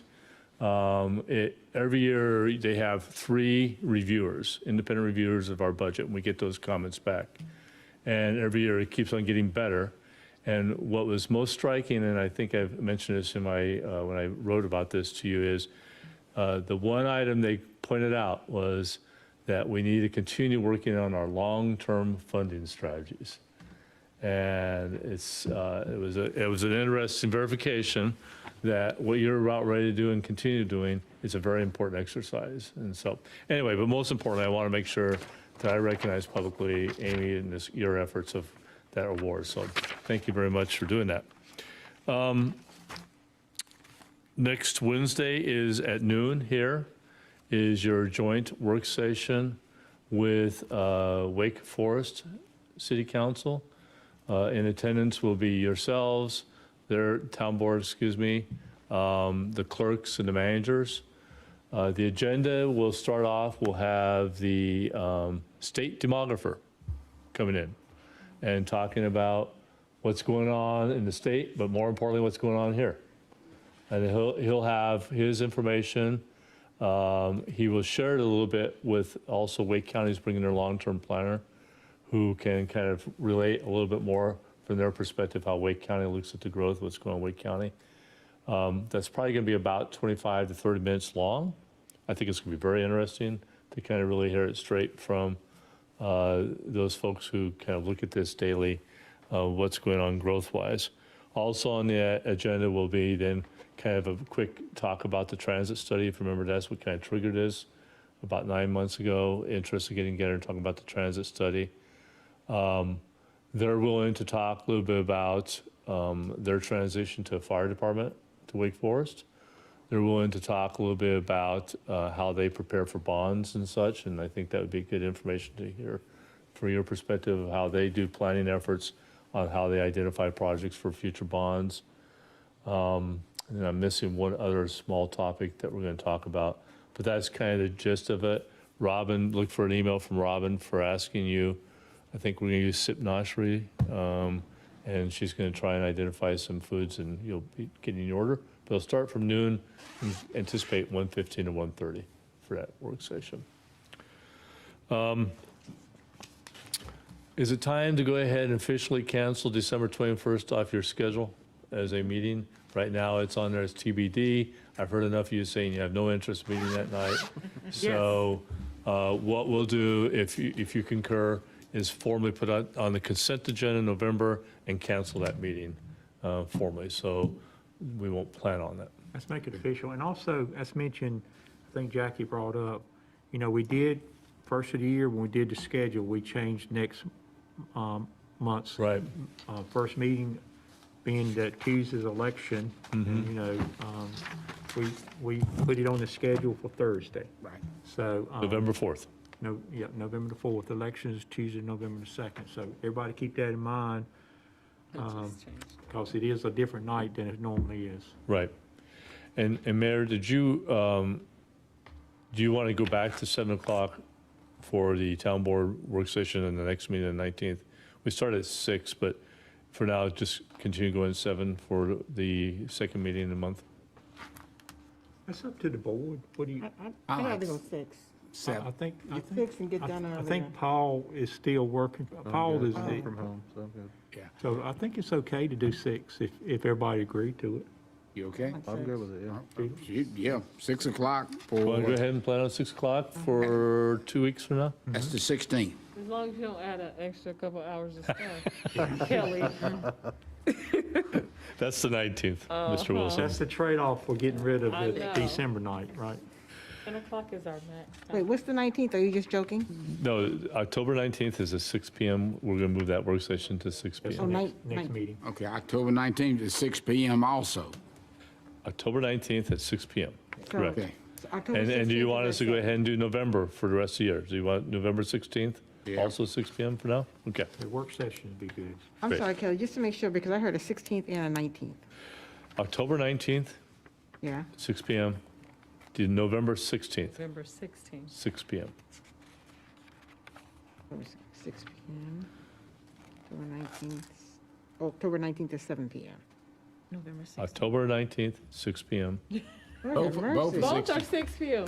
Okay, thank you, because I thought I heard somebody say 7. I'm like, wait, what's going on? Okay, Well, the first meeting of the month is at 7. Right. Second meeting of the month is at 6. gotcha. So Perfect. With And that being, December 21st is canceled. I just wanna 21st is reiterate canceled, but that. I'd love to add another session. I know you would, but no thanks. How about a morning session? Oh, my God. So you all brought up, 2 weeks ago, we had a great discussion on projects. And I do think we need to get on that and keep on that in front of us. Would you be willing to commit to an hour and a half or so on a Monday, on a whatever weekday morning coming up, or a Saturday morning to continue that discussion? No, just not before 8 o'clock. 'Cause I told you, I don't get up before 8. I like Friday mornings. You have a Campo retreat on October 22nd, Mayor. I don't know if you plan on going to that. But we have, we've checked with availability with Davenport, Mitch, who would help us lead on that conversation. He does have some Fridays available, such as October 29th. I won't be Isn't it- here. Okay. Calendar. Everybody, I did circle November 9th. Is that a Friday? No. That's a The week of the 9th, he's available all week of November. What does everybody think of that? We're not meeting with them every day, right? No, just picking one of those He days. needs a life. Okay. Is this audit Any one of season? those days works for me. And to accommodate Michelle, is 9 a good start, or do you all want to go earlier, or do you want to go lunch? What day? Don't know. I'm All right. asking that. I'm gonna be out of town October the 12th. I'm talking about, November the 12th. that's a Friday. That's a Friday. Sorry, what? Calendar's about to change again. No, 11/9. What about the 19th? 19th works. The 19th? Could, we haven't asked that far out. Because that next week is Thanksgiving, and that's a no Yeah, for me. November 19th would work. what day is that on? A Friday. Friday. Yeah, it's a Friday. It could be any All right. morning. I could do any. From 9 to 10:30, you're saying? I don't know, we have to check if our individuals available. Oh, but you're giving that week, it's that Davenport. week Oh, of the 9th to the okay. 12th Yeah. is when Davenport is available. Yeah, okay. So nobody can do that week? November the 19th, I can. No, the week before is when he's available, when they're available. The week before, I cannot do it on a Friday. So, right, so there's other days. Yeah, there are other days, sure. About Ninth. Thursday. Yeah, for that Thursday, week, what so- about Thursday? So Thursday and Friday doesn't. 11/11? That is Veterans Day. It's Veterans Day. So I wouldn't. Thank you. Paul said he's not No, here. I can't be 11. Plus Do it there's on the breakfast 10th. and different things for the veterans. The They're 10th? 10th. The 10th works for me. Good word. Sure. Is that Wednesday 10, morning? 10, 10 Wednesday the 10th? That's all? That's good? Yeah, sure. No, it isn't. Are we gonna do morning or lunch? You talking about morning? Yeah, he's talking Doesn't about matter. this one, do You more. tell us. Can you guys do lunch or no? I could do lunch or morning. Listen, it's later in the day, I can do it. Lunch is better? Yeah. Yeah, that's fine. So that's, So 11:10 lunch. Mm-hmm. 11 Looks like a good target. I will confirm that. and lunch. Perfect. Thank you. so you're saying. And then we do need to talk about strategic planning sometime and start thinking about, you dedicate some time on that and get going on that. I do think it's a good time this year to kind of re-up the strategic plan. It's run its course for the last 2 years. I don't think you need to do much work. I think it needs some tweaking. That's up to you, of course. I was not anticipating using consultant this year. I think between all of us and department heads, we could probably update it. But we can talk a little bit further about whether that's a December or January time period. So, I like how we did that December session. I know it was a Saturday, it didn't have to be a Saturday, but I did like December before you go into the new year. I did too. So I'm open to a December, just the 20th, I'm gone. The 20th on, I'm gone till after New Year's. Okay, so let me put out a couple dates and get going on that and see if we can get something scheduled in December. That'd be great. Okay. That is all I have. Thank you very much for that time. Good. Calendar updates. All right, how about the board? We'll start April, anything? Sheriff, Paul, Michelle, I do, Jackie, Sheila? I do have one thing. I just wanted to, going back to Michael's update that he gave about the economic area that we're going to look at, or the industrial area, whatever it's called. We spent a lot of time, staff, I know I was involved in it too, interviewing folks, which I thought was a very good exercise that we went through. I think it was probably about 8 or 9 vendors. It was a lot for us to narrow it down to kind of our top picks and then finally decide on somebody. I love that process. And I commend Kelly because now he's looking at us having a supplier diversity program. For those of you that may not know what that is, just Google it. Because I think that's important to diversify our vendors. So I wanted to thank you for that. And just in general, just to thank staff, because I know all the different personalities that you have to work with from the board. I appreciate each and every one of you. And thank you so much for all that you do. And just thank you. I appreciate you. That was it. Great. Got a great staff. I do have a quick question. Yeah, we do have a great staff. I'm sorry to bypass that with my question. I just want to make sure that when we're going over stuff for the UDO, that the stuff for the planning is going to be included Right. in there. I know we've had that conversation all the time. The next work session will involve a lot of planning items and board appointments. All right. What's the UDO? LDO. Yeah. Sorry. Ugly word. We're going to upgrade. That's why we're going to talk about it. I'm sorry. I couldn't pass that up. I'm sorry, Michelle. Okay, Jack, you sure? Anything? Nope. All right, just a couple closing comments. Michael has been working on some census stuff on what our population is as of today. He's looked at some permits, and he should be able to give us an update in the next week or two on whether we're 10,000 people or not, which I think we are. I think he says we are. So more to come on that. You know, I think we may have met and succeeded that number. So so with that, I mentioned COVID. I read an article a couple weeks ago that says now 1 out of every 500 Americans have died from the COVID pandemic. If we do the numbers, that would mean 10,000 people in Rolesville, we would have 20 deaths here in town. And we've had one, I think the last time we checked a week or so, we had one. So I want to commend the town, the staff, and the people that live here in town to try to tackle this thing. You know, as I go through town, it looks like to me everybody's trying to make an effort to stay safe and stay healthy. And I just want to thank the folks out there that's listening, the citizens, for all the hard work you've done. Because, you know, if it's 1 out of 500, we've had 1 out of 10,000, which is tremendous, and thank everybody for that. It does look like the article I saw over the weekend that the hospital cases or people in the hospital has gone down a pretty good little bit after it peaked, I think, last week or so. About a 40% drop. So it looks like we're on the downside of that. Let's just keep in prayer that continues, that hospital stay will continue. It was, as Jackie reported a couple meetings ago, it was putting a stress on our medical system, our first responders, our EMS, everybody, because the hospitals was full. You couldn't get patients in there. So, you know, that's good news, and I don't think we can hope if that continues to happen. I would say that the Wake County mandate is still in effect. That is scheduled to expire on November the 1st. Not been a lot of talk about, well, you know, they extended or not. I think if the numbers continue to look pretty good, they probably will not extend it or recommend us extending it either.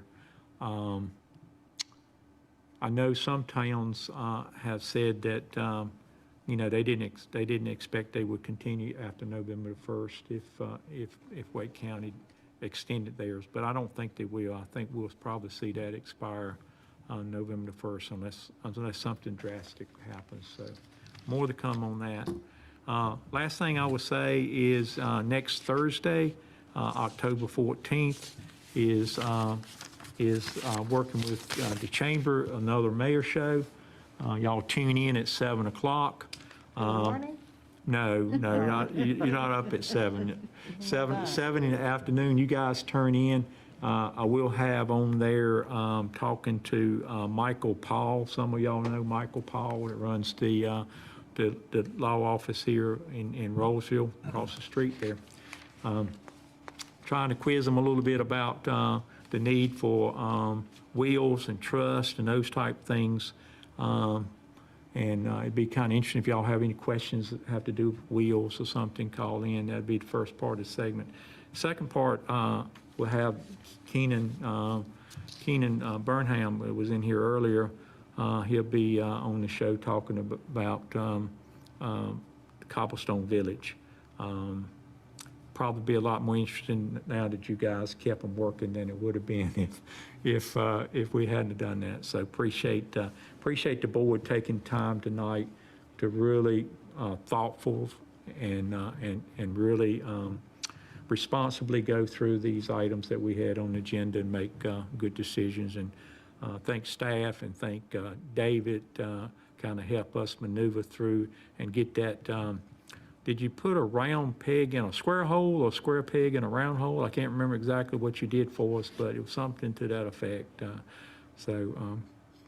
Appreciate. I proposed a number of amendments. I'm not sure. Appreciate the getting Thanks, that sir. peg in the hole for us, and so we can move on. But thank you, board. Good work tonight, and I think the attorney has requested a executive session. Paul, can you state that, please? Yeah, pursuant to North Carolina General Statutes, Chapter 143, Section 318.11A3, I move that the board go into closed session to consult with the town attorney in order to preserve the attorney-client privilege. Okay, we will go into closed session, and we will be back after that to close the meeting. So thank you very much. Appreciate it.